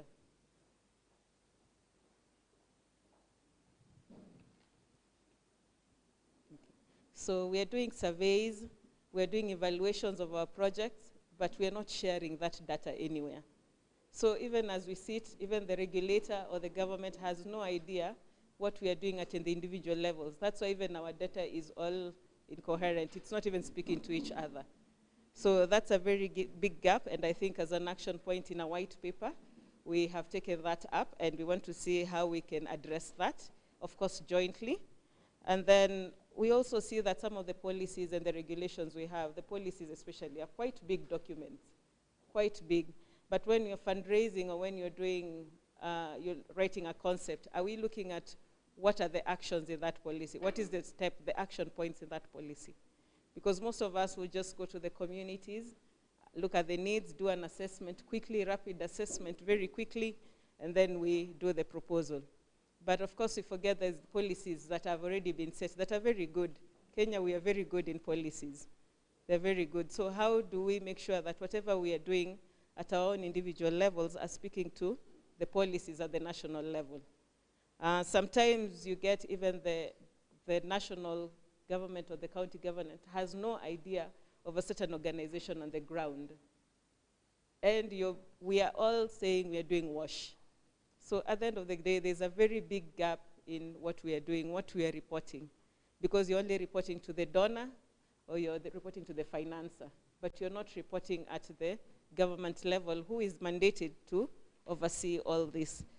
The other point that I also talked about is we are all doing reporting, but what is our purpose of reporting? Is it just because you're reporting to the project that you developed, or are you reporting to address a certain issue at national level or at county level, the county plans, CIDPs? Are we looking at that, or are we just reporting at individual level? That's where the gap comes in. And as a WASH sector actor, what are we going to do to address that? Other sectors have really bypassed us so very fast because we are not speaking the same language. And from yesterday, we've seen the gaps that are there. One other thing that we also noted is sometimes we do the perceptions or the software in WASH. What indicators are we using? Are we just developing it at our own individual level, or are we addressing it using a certain standard that we are looking at? So we are all doing things individually, and I think as an action, we need to find a way. I know we've talked about this for so long. I think 5 years ago, 10 years ago, we've been talking about indicators. We've been talking about reporting systems, but we are not actually doing it. So it's time to wake up and do it. We have an example that I had that I really loved was the Magidata. I know some people know about it. It was a very good concept, but there was no sustainability action in it. It just died and went silent. At the end of the day, whatever we are developing, what is the sustainability of it? Who is going to be the custodian of it? Because at the end of the day, we all know that it needs finances to manage it. But at the end of the day, we all know that if it sits at a government level, and how serious is it taken? so that even as we are doing our proposal, we are doing our implementations, we are referring to that data, so that we're saying we are at 40% or we are at 60%, which data are we using? Or what are you addressing? It's good, we've talked about the WASREB reports. I also know KEWASNET was doing the CSO assessment reports. But you see, at the end of the day, all these are financially linked. If there's no donor to finance it, it kind of goes down. If there's no financer to do it at the ministry level, it'll go down. So what do we need to do as a sector to make sure that we are feeding all our reports, all our actions into one system, that we can all say this is reliable data. When I'm doing this, I am contributing towards a certain point, not going in different directions. And that's why I think sanitation, we need to pull up our socks. We have a very big gap, and we are not speaking to each other. As we decide on the technologies that are coming in, are we looking at what effects or impacts does it have? Are we looking at, even at the reporting stage, what standards are we looking at? Is it safe for the humans? Is it safe for environment? Are we looking at that? So I think as a team, we need to be serious about this.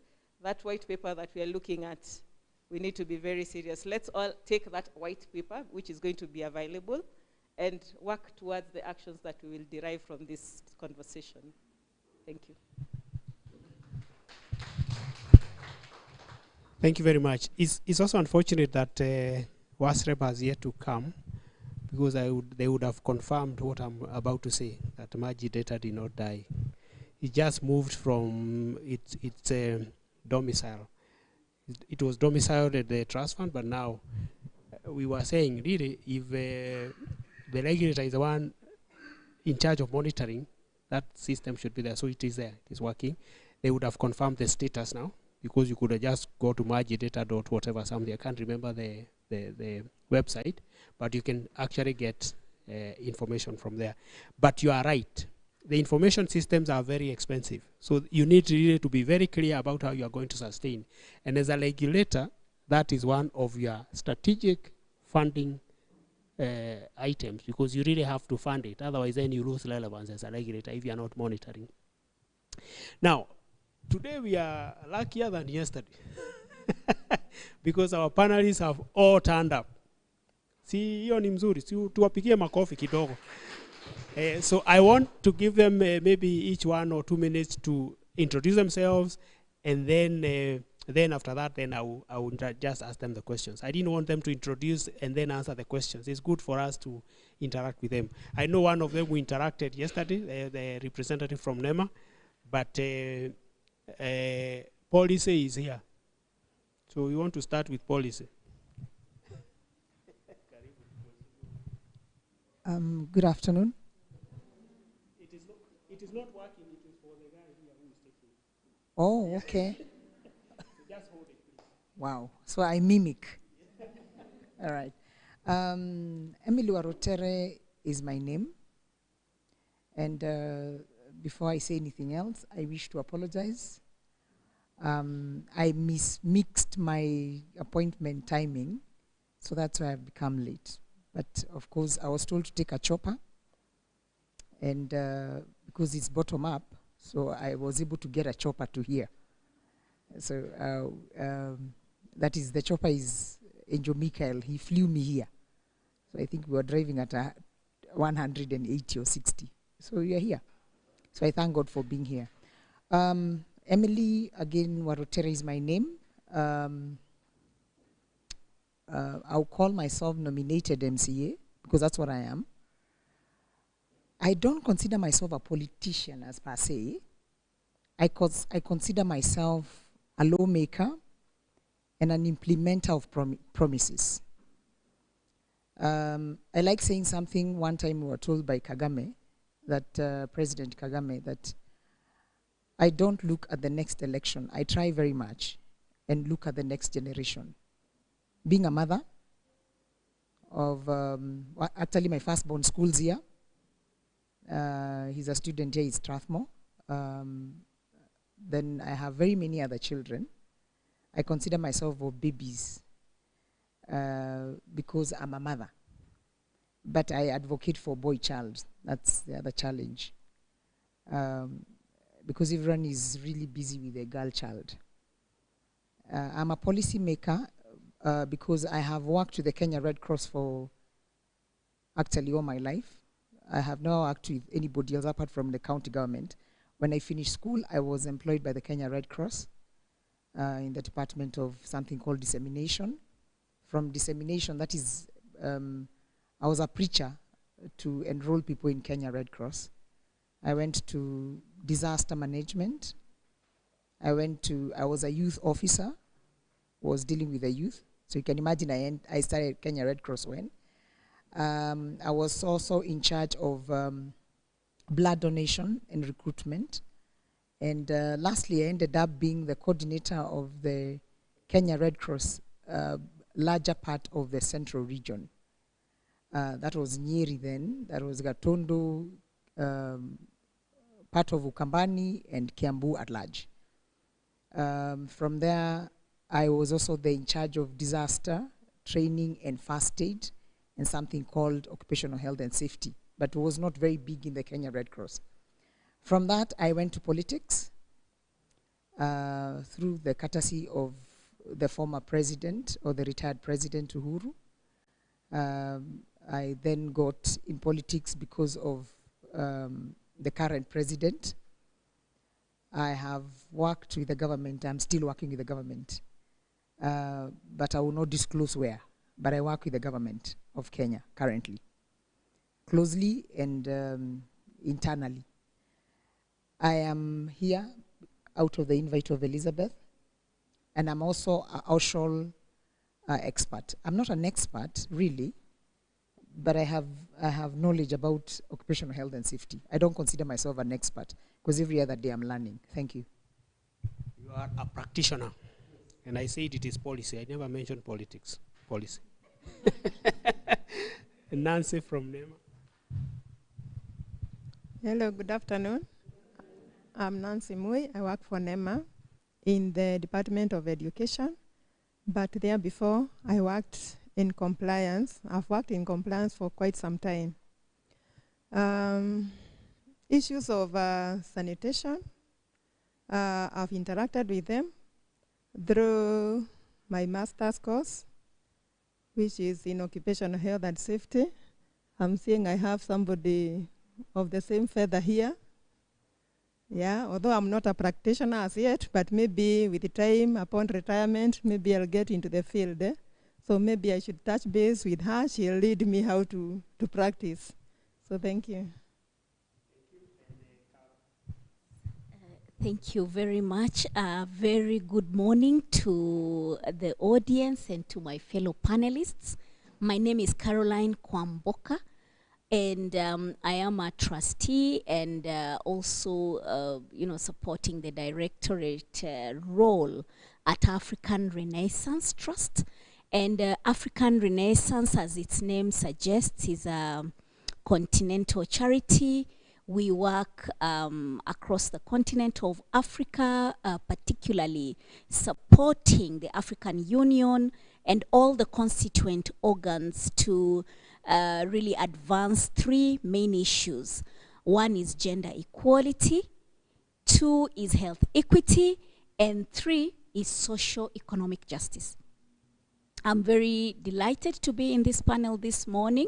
I was invited by Elizabeth as well, and I'm glad to also note that African Renaissance is supporting this entire conference with the live streaming role or live streaming services. So I'm glad to see that my colleagues are on site and ensuring that we will have verbatim reporting of these wonderful conversations.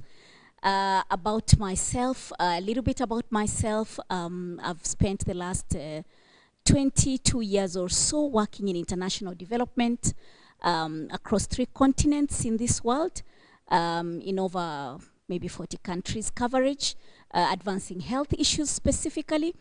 But, my vocation, especially over the last 3 years, has been to engage policy and norm-making institutions in Africa for a very simple reason. It is very important for the voice of key issues that citizens experience to be accommodated and discussed in spaces where they can be global policies or sets of international law developed, so that when we come down to the countries, issues of mainstreaming, for example, gender equality and social inclusion within the sanitation space becomes much more of a reality, not only for Kenya, but for all the countries that are experiencing similar challenges.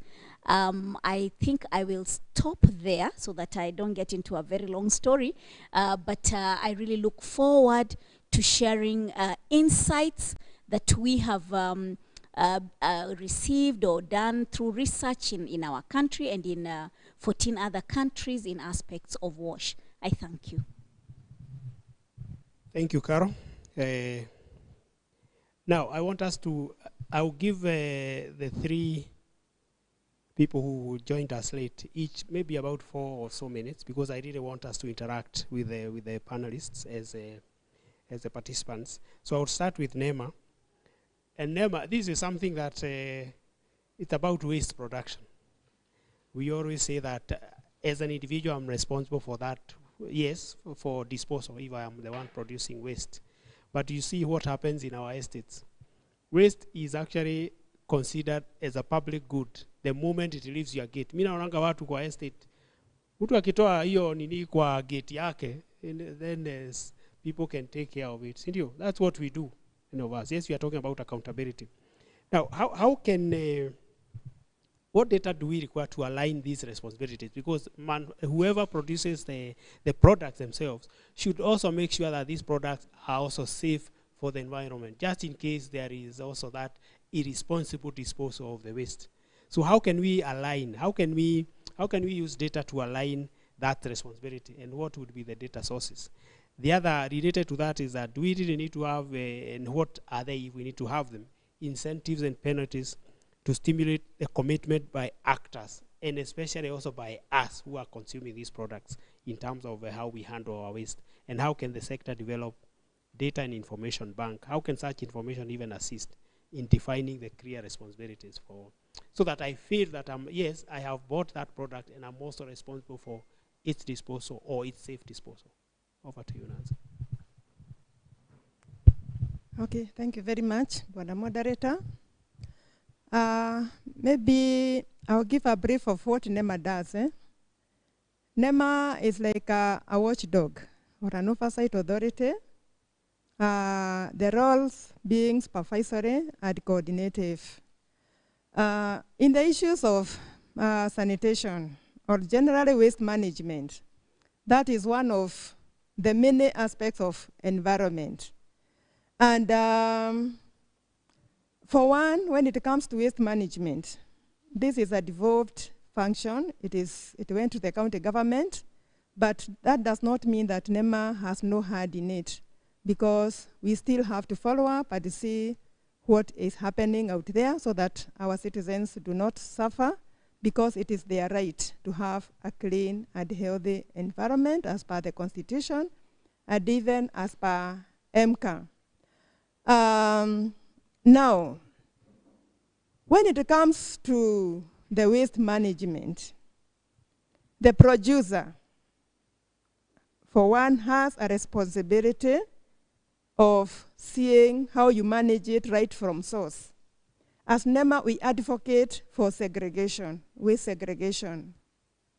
Those who are here maybe in the morning, you had that issue coming up, that there are those who do the segregation, but at the end of the day, what happens when it comes to collection? It is all lumped together. So much as maybe you feel as a Kenyan, you do your role in segregation, but the collector does not take it up from there. What could be the issue? What could be the problem? The problem would be, or has been, the destination of that waste. This collector, as he collects it, where is he taking it? He's supposed to take it to a provided place, provided by the arm of government, that is the county government.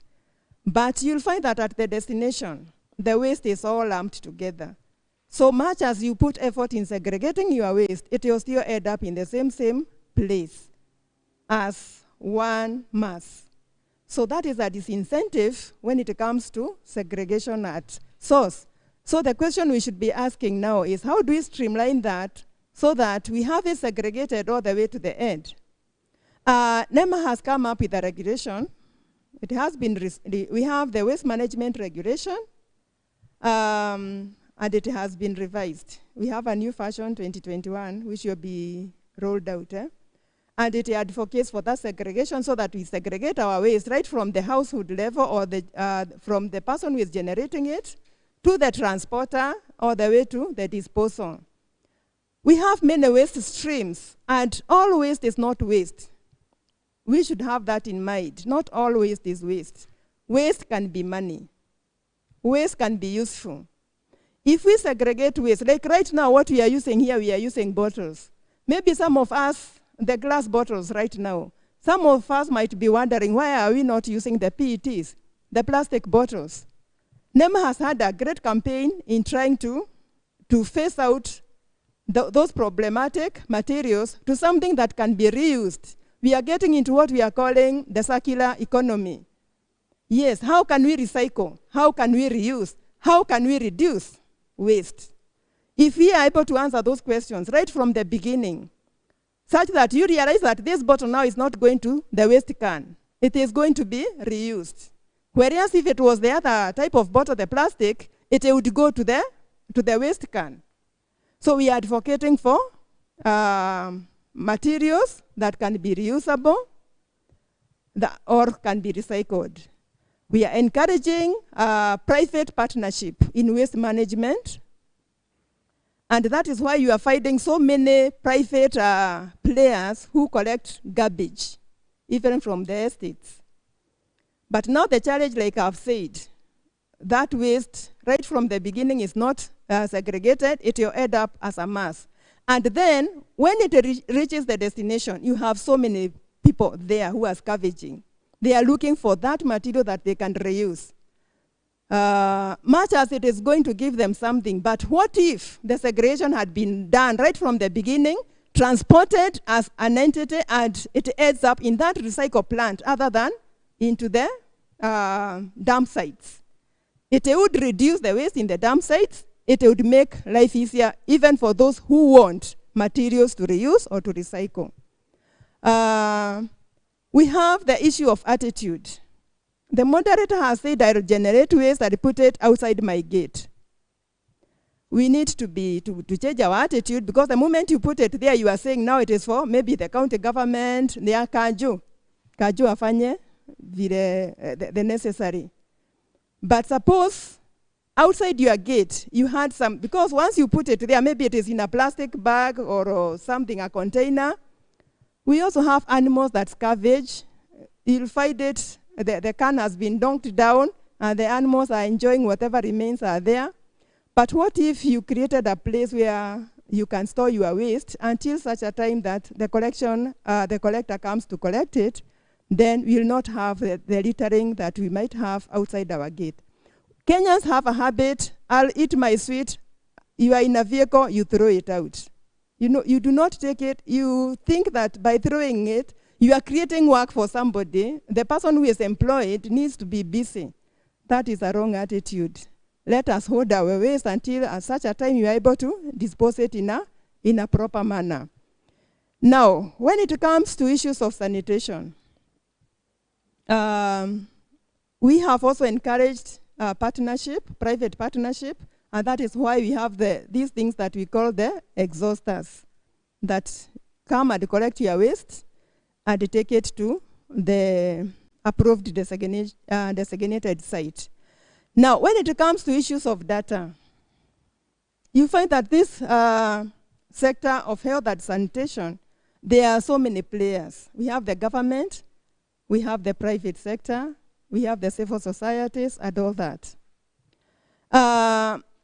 The waste we generate, we do not even know how much we generate. You find we have no data. There's no measure of that waste that is collected. And where we have a measure, that data is with whoever took the data. Maybe it was a researcher. Maybe it is the Department of Health. Maybe it is the county government. Of course, the public health falls under the county government. But the person who collected the data, it is their data. So anybody else that needs that data will have to go and request for that data from that sector. Now, as NEMA, we have tools that we try to use to collect or to try and put together these data. We have what we call the state of environment. State of environment is done periodically. It is multi-sectoral. That's the approach we use. We bring sectors together and we develop the county environment action plans.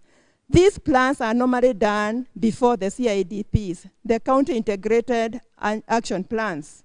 And the aim is to have the data which is captured under the county environment action plans captured in the CIDPs so that the county is able to make decisions. So if it is the issue of sector, what is this that was captured in the CIPs, the county environment action plans, so that it is captured in the CIDPs for them to be able to make decisions if it is allocating finances or whatever else. From there now we have the national environment action plans. And these action plans now are again advised by what came from the county. And then we put together whatever data came from the counties to the national environment action plans to advise again on policy. So that is the way we work. Thank you. Thank you very much, Nancy. So we are never short of policies, laws and plans and whatever. Maybe as we think of going forward after this conference, perhaps maybe we should bring in a case study, and maybe Charles can help us, of how maybe as a county, let's not think about so big, how has it implemented all these regulations all the way? Because despite all this, we still have problems, we still have a crisis in sanitation. Despite all that, so where really is the issue? And I want, I'm provoking Mheshimiwa. Mheshimiwa, I know she said she is an occupational safety and health expert, which is fine because sanitation is a means to an end. Essentially what we want out there is good public health. So sanitation is just a means towards that. So that is what public policy wants. Public policy wants healthy people, healthy citizens. And to reach there, we have to address our sanitation.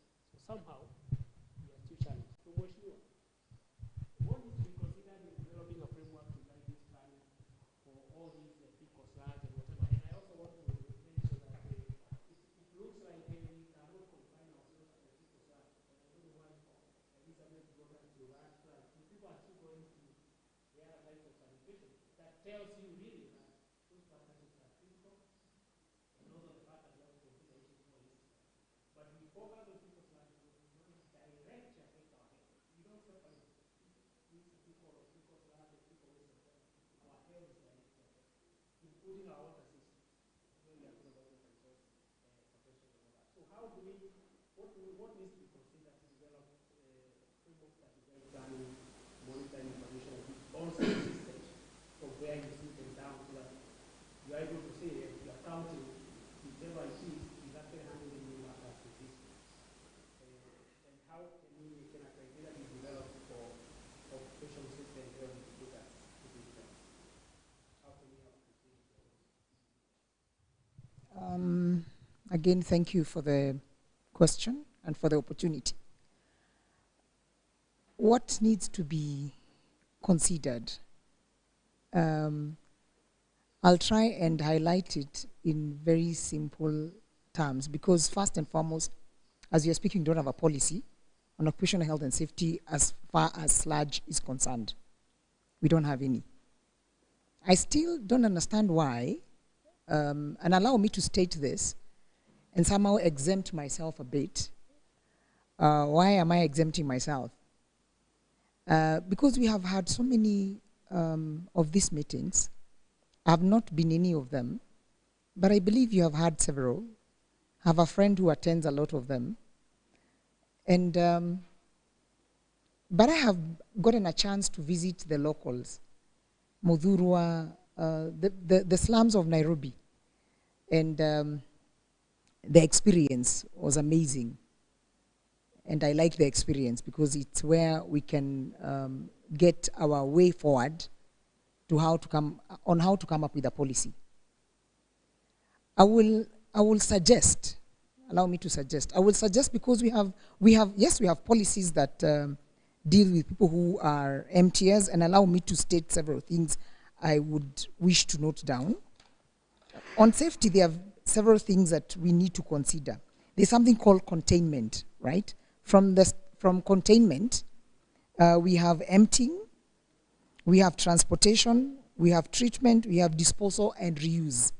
All those are part and parcel, and the unit that makes waste a unit, because it starts from there.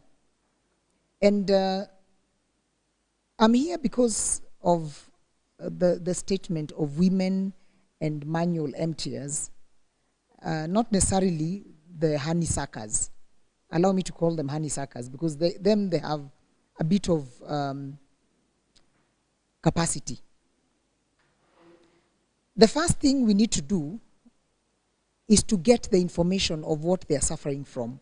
What are the challenges they're having on the ground? I don't know whether we have collected that kind of information. And I feel like I have already been challenged from yesterday when I sat in, that I also need to do that in my county. And not only in my county, I need to suggest that to the ministry. Being blessed to be able to interact with them from the topmost, I think it's something that we need to do, and have a team just to go to the ground to gather information. If you remember, I introduced myself and I said I have worked with the Kenya Red Cross. I'll give you a story, an example story. One time we went to Garissa, to be precise, the villages, the interior part of Garissa. And we thought they need toilets. With my boss, then Abbas Goulet, and Dr. Asha, we went and we decided we need to make toilets for them. And we constructed beautiful toilets, around 40 or 50. After 3 months, we went back to the same place to see how they're using them. We actually even taught them how to use them. And when you got there, they were very kind. And they told us, we have been taking care of your toilets, and they are still there. They had not used them. And we had to sit back and ask ourselves, what happened? Or who happened? And then we realized we did not ask them what they want. We assumed what they want. One of the greatest challenges right now, if I ask someone here to lift their hand and tell me they are manual emptiers, I will have none. So meaning we will be here trying to make policies for people according to what we think they want. So it is time for us, and I say us, to stop sitting and thinking what they want, and sit with them and ask them what they want. So they don't tell us, when we bring them gloves, they tell us these gloves, because if I speak about the safety of the manual emptiers, they need special gloves. We might decide to go take them gloves, and because we have very wonderful Kenyans, we have wonderful Kenyans who would want to donate anything. When we ask them for donation for gloves because of manual emptiers, show them a small video of how they empty the sludge, then some of them will even cry. And the next thing they'll run to the chemist and buy the gloves for the theater. And they'll feel they have brought cartons of gloves, but there are special gloves for that. There are special eye goggles for that. There are special masks for that. And the masks, they're not just masks, the ones for COVID. We have the ones for gas. And I know they're expensive, but that's what they need. We have to have these teams. If I went there down, the purpose for me going with, I'm sure you know her, Eva Mohia. The purpose for me going with her to the ground is because she knows my desire and my hunger for the young people.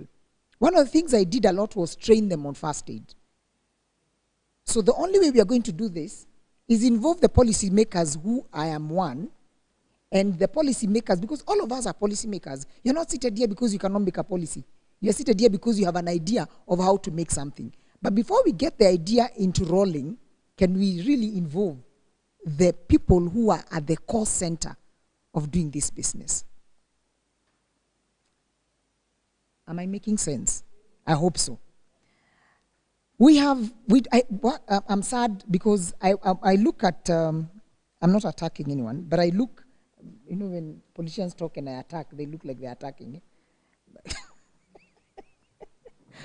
When you look at the NEMA policies on safety, they're very good with safety issues. But they have the laws like the traffic. Have you ever read the Traffic Act? The Traffic Act has only don't, and if you do, I will do. That's all we have. Don't have tinted windows. If you do, I'll fine you this amount. We have a lot of fines. In fact, I was looking at the fines of NEMA, and I realized some of the fines are just some petty cash, 2 million, you know. But if you dispose, if a NEMA guy finds you emptying your stuff on the highway, because we have a law on that, I think section 117 or something, I can't remember, or 19 of 253, Act 253. You will be fined the least 2 million, and on the highway, if you are doing your things on the highway, if you're suing because a men, you are the ones who have this character of blessing the trees. Sorry, you can look at me again, but it's true. You believe in blessing trees with your waste, the watery waste. Is urea? Please, on a light note, I want to ask, if this is supposed to be used for blessing, how comes we don't bless our children with urine? You tell your child, kaa hapa, unamkojolea, unamwambia sasa enda nimekubariki. So there is nothing like blessing. It is waste. That is waste. So it's just a question that you may ask yourself. So the next time you go standing on the fences that you are watering the trees, just know you're not blessing, they are spoiling it. A good trend that we need to stop. Now, there is no engineer you're going to say that. All right, food for thought. I love that you're thinking about it now. So I'm saying that by the time we have decided that we have fines, we also have to think, why are they doing this? Why are people doing their waste on the roads? What don't we have? Do we have toilets on the roads? Why are people littering everywhere? I remember 2010, 2012,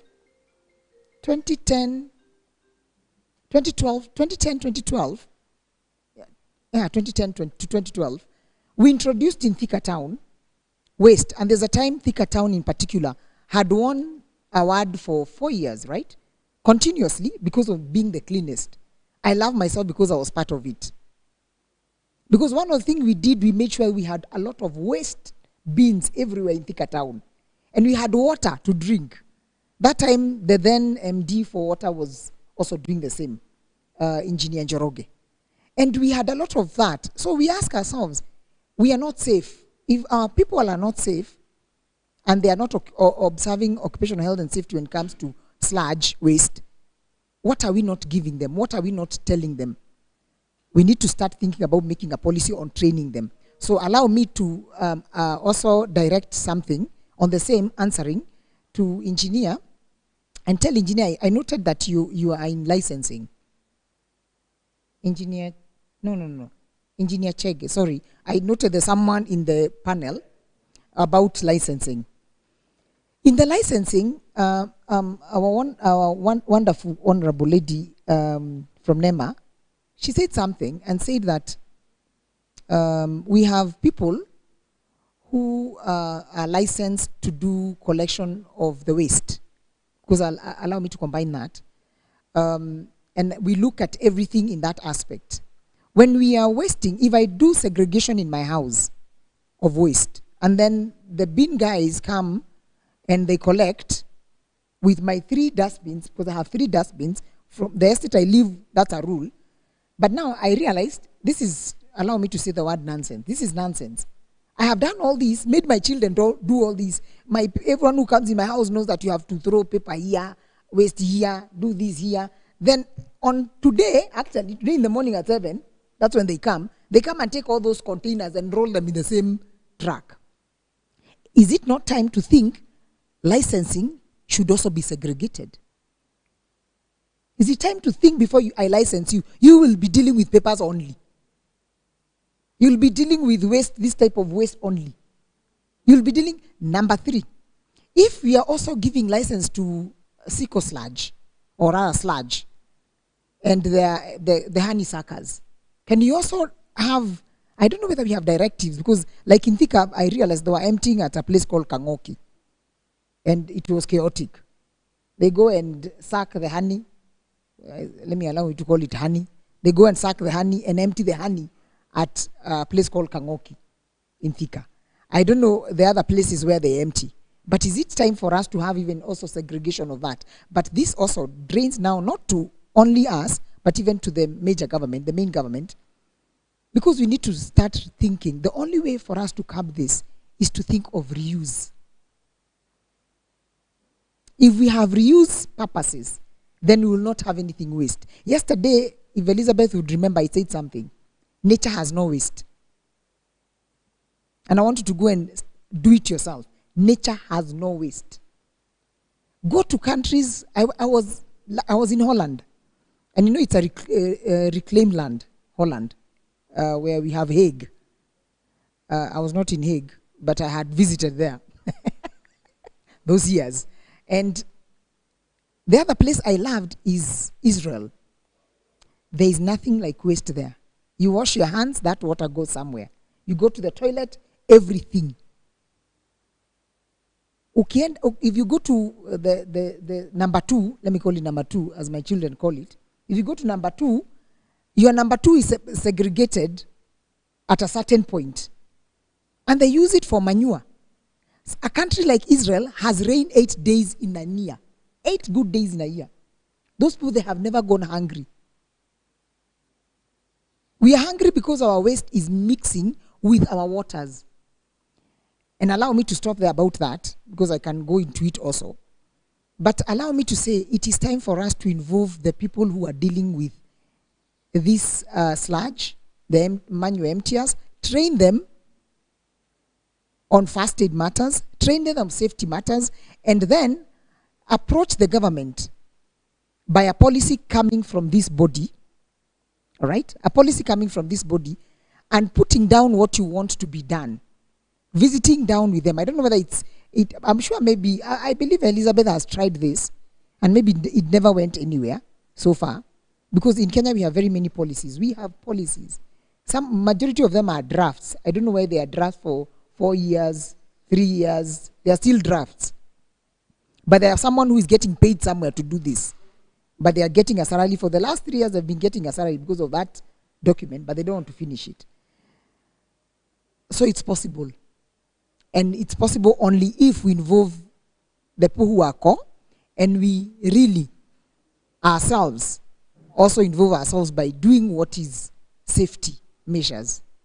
Thank you.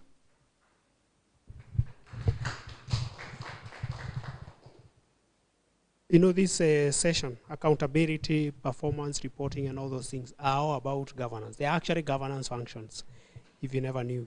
But for me, the major thing in governance is really behavior change. So I want to challenge Mheshimiwa here. I have seen our policy makers, and I don't want to call them politicians, but I want you to understand them as politicians. Mark every bench about anything all over Africa, whatever, they are marked benches. How come when they come back, that behavior, they don't demonstrate that in changing their behavior? You do not just oppose a policy. Tell us what will be your alternative, so that policy implementers can also learn and also now implement, knowing that they have the policy blessing. Because this is one of the things. All these things we have seen. Go to Israel. They correct 60% of their rainwater, I think, the highest rainwater collectors, harvesters. How come when we come back, we do not, for example, promote that rainwater harvesting? We are always saying we are water scarce. How come our mindsets do not manage water like we are water scarce? You know, these are the questions I always have myself. But anyway, let's go to the last speaker, Carol. Carol, Carol, from her introduction, is like she's a governance expert, but performance reporting is also part of governance. So let us ask you these questions about performance reporting and how.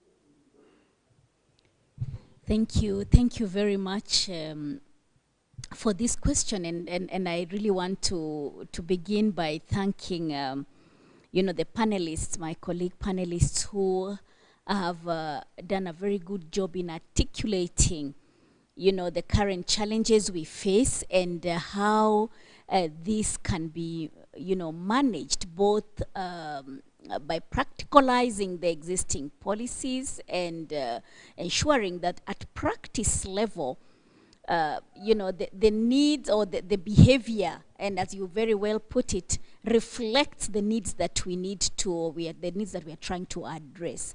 So having said that, allow me to come back to performance reporting and the embedded questions that you have asked in that in terms of indicators and what exactly we need to point out. And I need to begin by reminding us a very key factor that we all are aware of, but sometimes we overlook it. And this is the arrangement, this is the segmentation, or if you like, fragmentation of roles across the value chain of sanitation, and especially fecal sludge management. I think Mheshimiwa was in her beginning, in her initial remarks, laid out in a very succinct way the entire value chain. This waste has to be collected, it has to be contained, it has to be transported, and the entire chain covers up to reuse. And this is really the chain. Now, I want you to think about that chain of the entire process that fecal sludge has to go through, and the players and regulations and actors per stage. Those who collect are not the same ones who necessarily transport. They're not the same ones who necessarily push it to the next floor. They are not the same ones who do the treatment. They are not necessarily the same ones who are even vast. Now when we talk about before reuse, we are now even interrogating the quality that is required. And then there is innovation and technology required of different types and measures across this entire chain. So when you think about the sector arrangements, that is the first step we have to revisit and review. And I really emphasize on that point, because it is that realization in 2021 that caused the African ministers, the entire conglomeration of African ministers across 55 countries, to recommend for the African sanitation policy guidelines. It is not because we are missing policies, it is because the policies are not speaking to each other. The sectoral arrangements are disconnected. Some roles are at decentralized level, others, and this was very well articulated even with NEMA. Some roles are at the ministerial level, others even within the ministry. There are subdivisions per act. Now you can extrapolate that to the continent level. Others are in health, because it is the public health outcome is what we seek. So the first thing, and I think we discussed this in another panel, I think around at the end of last year, is ensuring a coordination framework is in place. I can see time is up. Please allow me a few more minutes just to articulate my point as I just received the mic. But I really would like to highlight to the audience, to the panel, to those who are following us online, that the institutional arrangements in place in our country, and as well as the other, countries that face the challenges that we share, need to be reviewed in light of the African Sanitation Policy Guidelines. And I need to share here, Kenya has been the first country in Africa to ensure that internalization and improved coordination framework is articulated in the new guidelines for sanitation management. And we are aware that, and Mheshimiwa asked, why do we remain with drafts for so many years? It's true that, and I think we understand that during the transition, our Kenyan guidelines were completed just as we were transitioning the governments. I want to believe that they are currently under consideration at the ministerial level, and it is really my desire that this is going to trigger even reviews of how the legislation that governs, sanitation, water and sanitation in this country, and particularly sanitation, needs to upgrade so that is the kind of coordination framework and the linkages that are required for all players across the value chain can be captured effectively. Now let us go a little bit into the indicator issue, because we cannot have, so first we have to talk together, that's the first thing. But even as we talk together, we have to recognize what are those indicators that can take us closer to the point of excellence and that we desire in our report. And I will share with you 5 standards that African Renaissance has developed and is currently in discussion with the African Ministers' Council, with the African Union, and with ministers at national level to ensure that there can be a standard format that enables these performance to be very reflective. It is not just reporting what happened on the ground.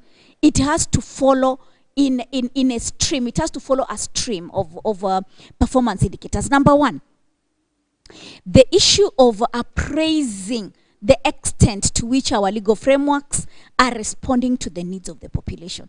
And I think Mheshimiwa said this very clearly. We are writing policies. Are they responding to the needs of the population? You cannot have a high-performing report for this subsector or for this sector if you are just reporting without considering what the needs of the population are. So whatever we are set to report must be at a state of responding to the needs of the population. And at this juncture, I say including women, girls, vulnerable populations, the marginalized. When we say women and girls and gender, we are not excluding the boys, may I emphasize. And that is why at the African Union, the kind of department that where we do our, academic processing of indicators is called Women, Gender, and Youth Directorate. It means that even the male are captured under gender. All other populations, people living with disability, those who are marginalized, be it by age, be it by disability, be it by location, be it by humanitarian status. And you need to be very proud of our country because these populations have all been captured in our new sanitation management guidelines. But I need to just emphasize that for us to have a good report, we must be sure that the needs of those marginalized, vulnerable, women and girls being a focus because of the extreme disadvantage that many of them face, especially when living in poverty, are captured. Number 2, the issues of intersectionality. And this one, I think our NEMA panelists put it very clearly. You know, it is not even about just collecting that, the garbage or the solid waste, taking it to the designated. There are so many intersectional issues that are emerging during the value chain, when the value chain is being worked out or when it is living through its process. You realize that as the dumping areas are always located not in the green leafy neighborhoods. And this is standard across the world. We are going and causing new health problems, new air quality problems, new pollution problems, new issues. So you see from the issue of managing the fecal sludge and the solid waste, even, just to capture the entire frame, there are other risks we have brought on board that are intersectional. The point was when we started collecting, our sludge and our waste, it was not supposed to pollute everything. But along the way, these issues were embedded. So for us to have a good report, we must also understand which are these other issues. What are these intersectional points? Where is this value chain converging with another sector? Even roads. You can't imagine when the truck is moving, then the roads are interfered with. If the sewage system is not working very well and there's transportation in a pipe towards a sewage treatment plant, and there is a lapse of quality or performance in that system, it interferes with the water. You see, please let us think that for us to do quality work, we must recognize intersectional matters in infrastructure and in the humans who are the users of that infrastructure. 3, our organizational culture. I cannot emphasize enough. I think our moderator has even put it to the table.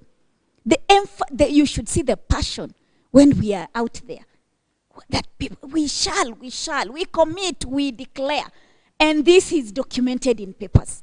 But then, we come back home, our awareness of the things that need to be done is diminished. Our awareness of vulnerability and gender equality and social inclusion, because these are the main users, it goes out the window. We separate the infrastructure as if it shall use itself, and that people will not use it. People shall use it. So the conversation of the user and the thing that shall be used needs to be done at a level that is embedded in our organizational culture, in our conversations. We must enable participation in decision making. We must enable access to information. And through this integrated conversation, we can expect a better report to come out. For our timekeeper, I'm almost done. I'm at number 4 now, 5. So I will talk about responsiveness that is required in governance as per budget allocation. Who is responsible for the government to pass? It is our legislators. But we talk about solutions. We rarely sit down and articulate and understand how to work with them. I spent a large part of my career to date working with parliamentary caucus across very many countries, not only in Africa, in Asia, in Europe. And there was one thing in common. In the beginning, I made enough mistakes in my first years, because I would come with the NGO presence, and you didn't, and you didn't, and you didn't. At some point along the way, I had very good advisors, and they were legislators. They told me, Caroline, you know what? Please come, meet us at the caucus. Explain to us what this problem is. Let us dialogue. We need to approach our decision makers from their space and from their mandate. We cannot throw stones from outside over a mandate that is not necessarily allocated to our legislators, but we understand and appreciate that before the ministry gets the budget allocation, it must be passed in a legislative house. This is important. This is a key point to understand in governance. Who does what is a very important thing, so that you don't make the wrong request to the wrong channel. And by doing that, we can have the opportunity to activate and deploy the required resources, because I think we had another panelist who said it very clearly. Things are not moving without budget. But can we ask ourselves where the budget comes from? It doesn't always have to be a donor budget. There are ways, means, and expertise that is in place. Sometimes people don't know. but there is expertise that is on board or that is available within our space that enables us to have meaningful conversations with our leaders, and this will ensure level of responsiveness to citizen needs as per finance and budgets is adhered to. Final point, monitoring and evaluation, which is again where the indicators, but you see, in all these 5 points, there are still indicators. When we talk about monitoring, it's not the only domicile of indicators, and this is the mistake we make. We think there are no indicators for legislation, we think there are no indicators for frameworks, we think there are no indicators for intersectionality. There are indicators for all these key points. When we are monitoring, we are basically going through the entire cycle and confirming what worked, what didn't work, reflecting on that, creating new solutions for problems that we think did not get to the end in the way we desired. And in our monitoring and review and evaluation, including review, I wish to submit that the processes and mechanisms that are in place need a reflection. The indicators are not only, you know, in what has we have put, sometimes we put just male for female or this. We need to disaggregate where the fecal/needs are per, you know, a lot of contextual, or in a contextualized way. Disaggregation must be contextualized by location, by age, there are even schools now.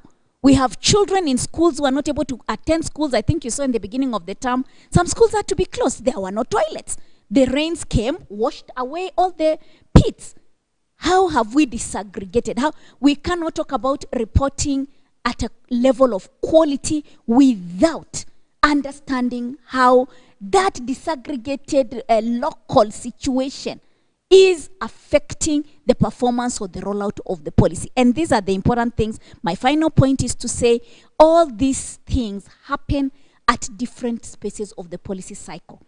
At African Renaissance and at a different point when I have a chance, I will talk about the 5 stages that we have sliced out. It's like a pie, which is in 5 stages. And in those 5 stages, there are key performance indicators that we have developed that will ensure that those in at the most need are reached effectively, and that the reports that are being accrued at every of those 5 stages actually work to contribute to the aspirations that we desire, which is you know, well and safely managed sanitation for a healthy population. I thank you. Now, we need to be going for a lunch, but I think it would be a very great disservice if I don't allow maybe 2 or 3 burning questions. I think our panelists have done it really well. We have gotten quite a lot from them. There's something that kept coming up, the gap between policy and practice. Policy and practice. That gap was all over, all the way from Mheshimiwa, who is making the policy, and to the practitioners. I don't know what we can do about that, because that gap is the one that is actually a greater part of the problem we are having.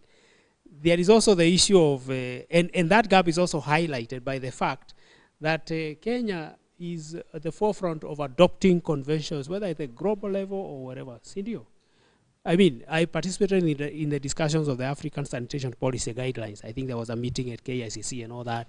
And we were among the first to adopt it and even use it to actually craft our sanitation management policy. I've not seen the final document, so I hope it is taking care of some of the issues Carol raises. We were also among the first to sign the Global Compact Against Corruption, CDO. And you know, so many things. So there has been a lot of, we are never left behind. Then how come practice is not in line with that? What really is bedeviling this? We are also very good in marking benches. How come we don't change our behavior in terms of trying to make sure that things, if there were bad things, they should not happen, and if there are good things, we should be able to contextualize them and see how we can now address them within our context. Cindy, so I don't know who goes first. You can direct to all the panelists or you to a particular panelist. The only thing the time constraint removes is questions to the moderator. So who starts? One, and Beverly, and yeah, we start with the gentleman there.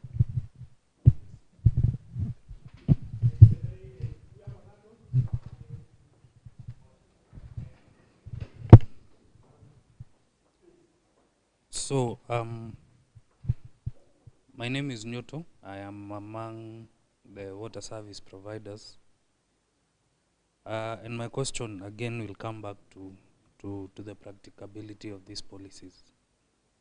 I have been to a few utilities, most recently being in the coastal region, and we have had instances where NEMA has the ability to deal with illegal fecal waste dumping. I say this because personally, if I went to the coast, I would not swim in the ocean because I know exactly what goes into that ocean. And NEMA have done a lot of charge sheets, a lot of demand letters. The county has done the same, but still on the ground nothing changes. And it's good because this conversation on governance will be able to give us an opportunity to hear from the representative from NEMA. Because even where I am right now, we still have the same issue. These apartments, these buildings, industries are dumping illegally to the water bodies. And it's not that there are no fines, because for some people, the 2 million we are talking about here is not small money. It might be pocket change for some, but you do that twice, thrice, these people will change. Now the other thing is on the data. I understand that we have a lot of conflicting data, especially in the Kenyan space, because even the population data we get after the census, you get different agencies will give you very different conflicting data. Now, save for the national data, when it comes to the ward and the sub-counties and the counties. And all this data goes into planning for investment. But now from where you sit, but once it comes to the actual benefits, it is not really felt, because again, there's a very huge difference between what is needed and what has been done. So I want to find out exactly what is the scope of your mandate when it comes to data collection, interpretation, and presentation.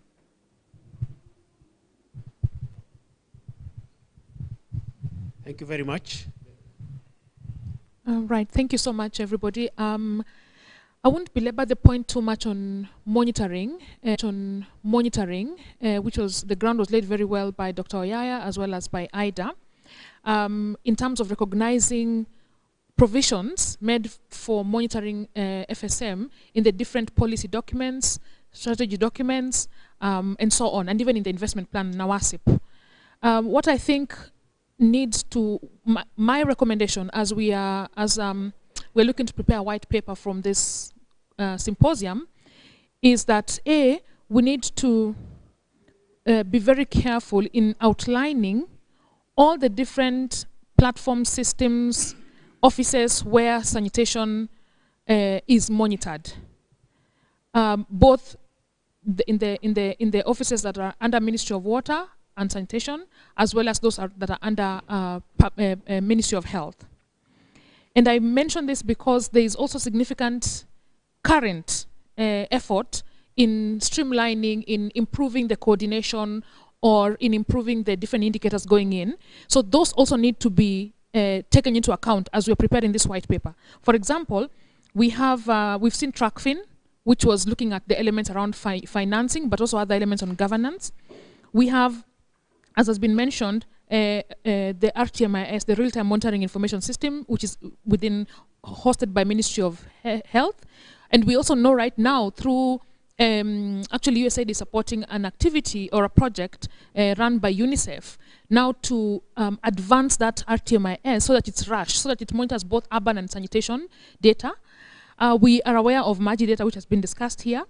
There's other efforts, for instance, the work done on ESMO, safely managed on-site sanitation work, I think, with UNICEF and so on, to again think through indicators and how to improve monitoring of on-site sanitation.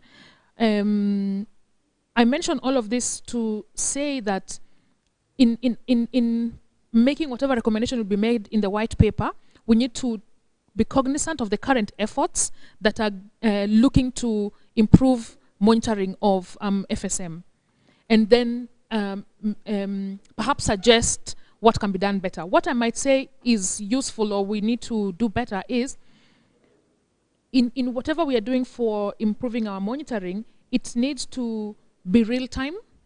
And that has also been the gift of the RTMIS system, but it needs to be real time. It needs to potentially, of course, have different levels of access, but be accessible to the public. Right now, if you just go to the MOH website, you can see all the CLTS data up to the household level. But it needs to, of course, some of the information is not available to all the stakeholders, but we need to figure out how to make it public. I recall with Magi data, part of the challenge used to be, okay, how else can other people access the data to utilize it? And also for it to be monitoring household sanitation, but beyond the households as well, workplaces, transport corridors, and so on and so forth. And as has been said, another challenge has been, of course, the issue around all the stakeholders who are implementing sanitation programming in this country or supporting it to align how they're defining their indicators, so that even when they provide their data to be input onto those systems, it speaks the same thing. Thank you. Thank you to all the panelists, and I think also for the sake of time, though I have about 100 questions, I will only make comments so that there is not too much demand for responses. I think to start with, there was the whole question about the standards, and particularly when Dr. Yaya spoke about that high threshold that we have bestowed upon ourselves within the Constitution of the standard, of the reasonable standard of sanitation. And therefore, just thinking about it, because in the Constitution we've talked about reasonable standard of sanitation. So when we are talking about reporting, what is the reasonableness? What is that standard? How do we define it? And when different actors report, are they making reference to the same level of reasonableness? And I think as a sector and as a country, we need to probably define that reasonableness so that it is reasonable for everybody at the same time. Regarding reporting, particularly at the county level, I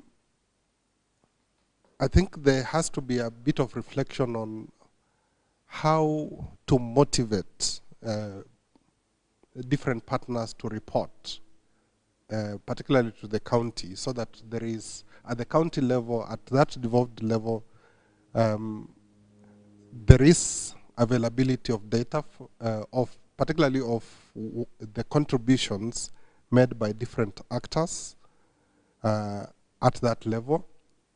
And just thinking through it, it could be helpful if the county also helps trigger that by providing a basis for reporting, if it is a template or some guide at least. Because sometimes the partners who report to different donors, as it was said earlier, that like CSOs as an example, report to the funders who they have a relationship with, but not to the county. And largely, this is informed by the fact that the different actors need different sets of information. So if they are guided, then it is possible that they are able to be giving the information more regularly because it is anticipated, it is regular. Ida talked about the issue of institutionalizing reporting, particularly where there is no donor, and we have seen that in the country. For example, when GIZ left the water sector, then we stopped having the annual water sector report. So maybe we need to find out, how does WASREB do it? Or does WASREB have a particular donor that consistently helps? Or does KEWASNET have a donor that particularly helps give the CSO report annually? So how do we really institutionalize that so that then sanitation reporting is regular, is predictable, and is assured? Finally, yes. Yes, actually, you need to work faster now. It's the final one. Just on the issue of intersectionality, those issues that, and Caro spoke about it, these issues of intersectionality. And currently, as it is, it's a problem. It's a problem because those areas of intersection also tend to either bring a conflict because of dominion, each actor trying to, or believing this is their space, and therefore, and it could also create a gap where everybody, all actors assume this is the other person's role, and therefore creating a gap. And therefore, I would just say that with regards to intersectionality, there has to be clear leadership role. Who is the lead actor in this area that has intersectionality, so that conflict is avoided and gaps are also avoided. Thank you. Thank you very much. I'm going to give our panelists time to respond. Please do not feel like you have to respond to everything, because we are under pressure of time. But we'll add with the policy. I want to start with the consultants and then the operators and then policy. But I still want to ask the Mheshimiwa, how come that every 5 years we look like we are starting afresh in the counties? How come we, and some of these environmental issues, they require long-term plans, which are implemented consistently. But every 5 years is like we are starting afresh in a county. I don't know what problem there is, but perhaps you can respond, but you don't have to respond. Okay. Okay, thank you. I'll tackle two, and one is about the disposal. I think we have enough fines, penalties, all written down. The enforcement is the problem, and it still comes back to our behavior and attitude. Because I'll dump, I will collude with the officer, give about 10,000, and the story is done.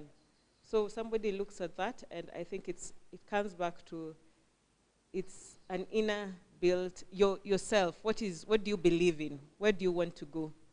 Because everything is there. How do we make sure that all the officers are going to enforce the roles or everything, the regulations that have been put in place? So we need to ask ourselves. It comes at individual level. Could it be because of the poverty levels? Could it be because of there's no incentives at the workplace? So we need to ask ourselves those questions. And then the second one is about the data. I think that's a big gap that we have seen. And we need to look at how do we make sure that it is, I think I would say the custodians. How do we incentivize that county officer to monitor that data that all of us are giving to him? Because there's so many NGOs, so many CSOs, so many actors in this space.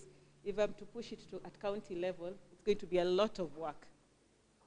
So how do we make sure that it is incentivized, and if it's bought in by the county, to make sure that all of us are using the same data to ensure the planning and development is done at one level. And then we'll move to a higher space. We'll be talking about sanitation in a different level. Thank you.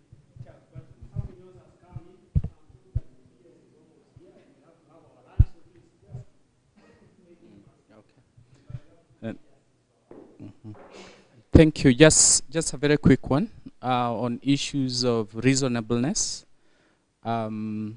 Yes, the word is right to reasonable standards of sanitation, but the same constitution says that in implementation, measures should be taken that include setting of standards.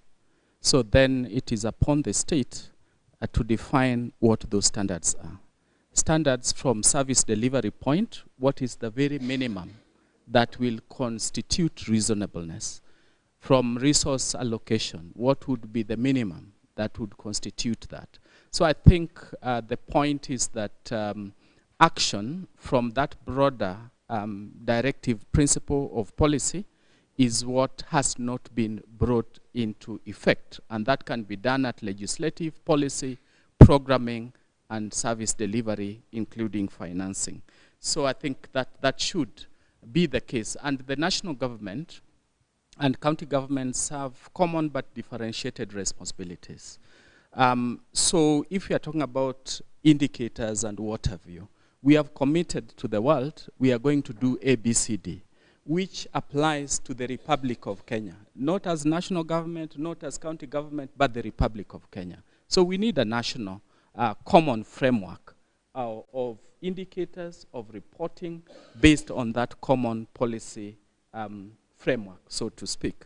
I think because of time, I would probably just mention in terms of intersectionality, my experience being in this public policy space is bringing people together.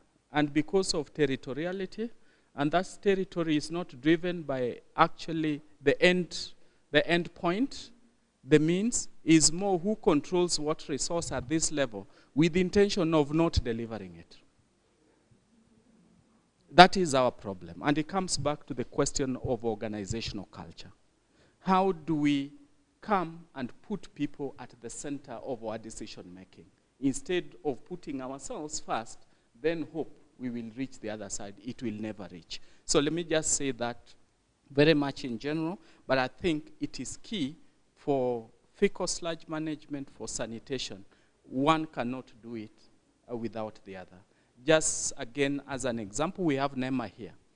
If you take the value chain, NEMA has a responsibility to license the vehicle that carries the waste.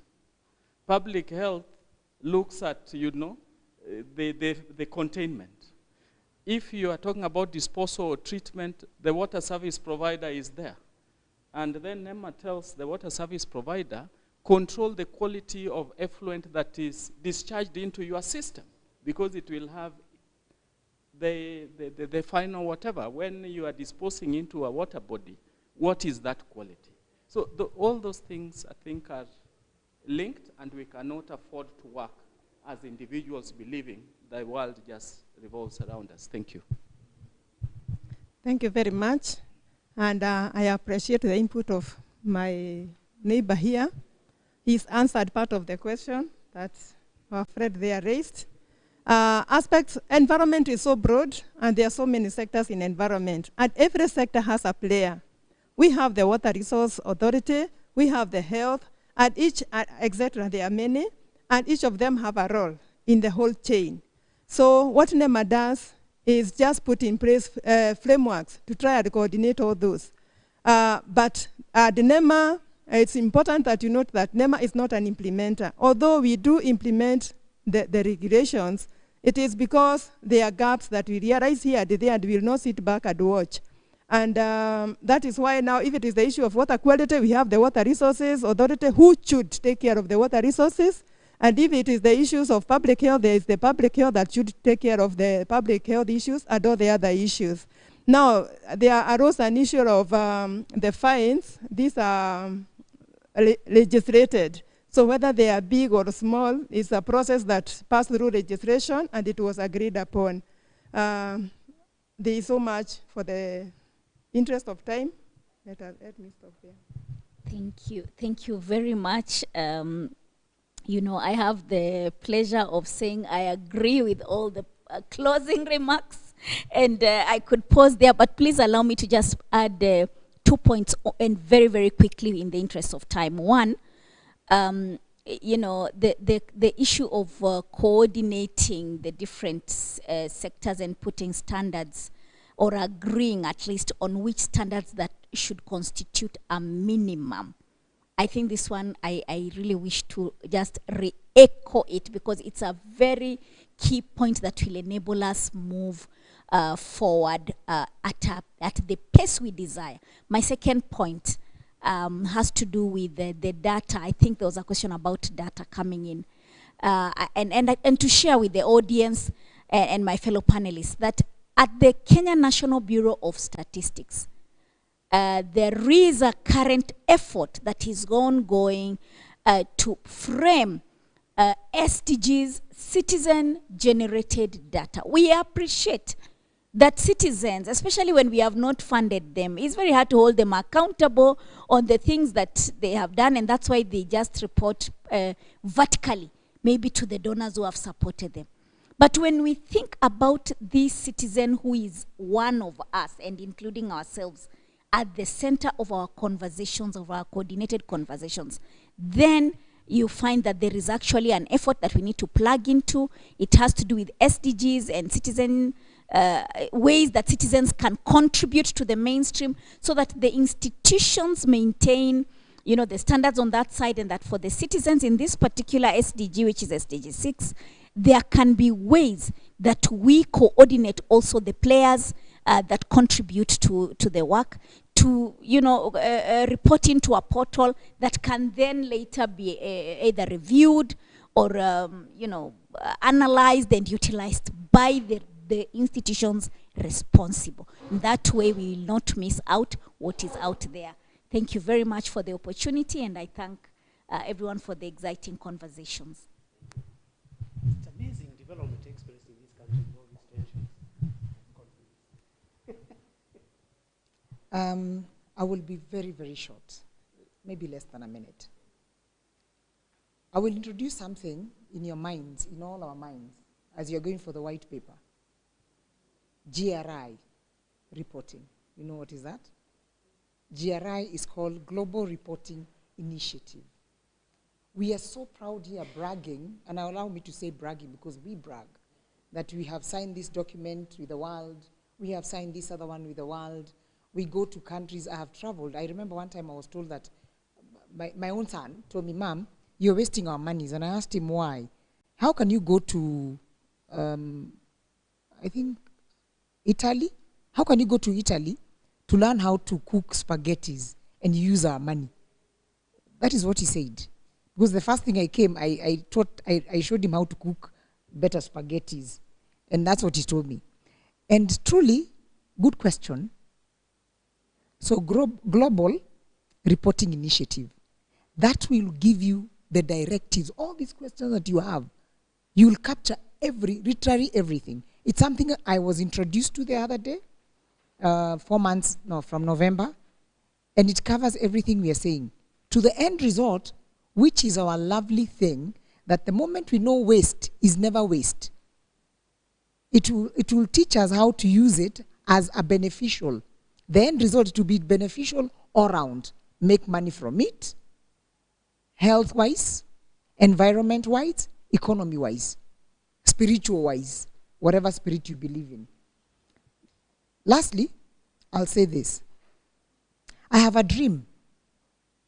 And allow me to dream, because I'm allowed to dream. I have a dream that one time in Kenya, we will not vote because of 50 shillings. We will not vote because you're from my tribe. We will vote because we engaged you the last elections and you started a certain project and we want you to continue with the project until you end it, then you can move out. And we will stop having white elephants. Because today, I will start a construction of a toilet. Remember yesterday, Elizabeth? And tomorrow, it will be filled. Then the other election year, I will come, instead of emptying the toilet and making it better, I'll do another one next ground. So we have in a school, a compound full of toilets, and several are marked they cannot be used. So, allow me to say this. When we do this, then we'll have something very easy. When you use the Global Reporting Initiative, it helps you to deal with the user, deal with the licensing, deal with the NEMA issues that we are discussing here, deal with the health issues, deal with disposal, and lastly, reuse. Thank you very much. Can we applaud our...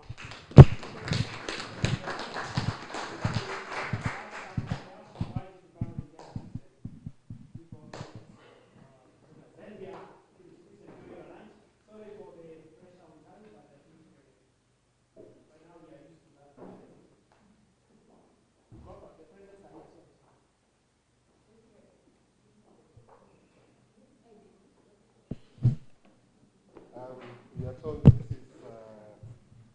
Strathmore tradition, so every panelist has to have an association in the form of.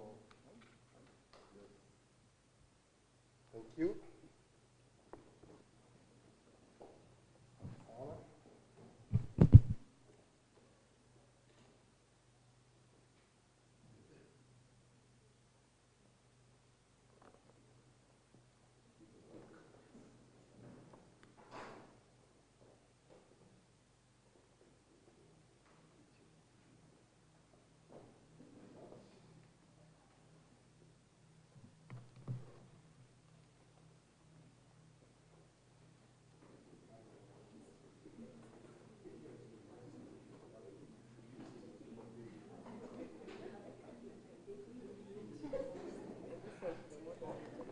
And the moderator is for a very well done session. You are not even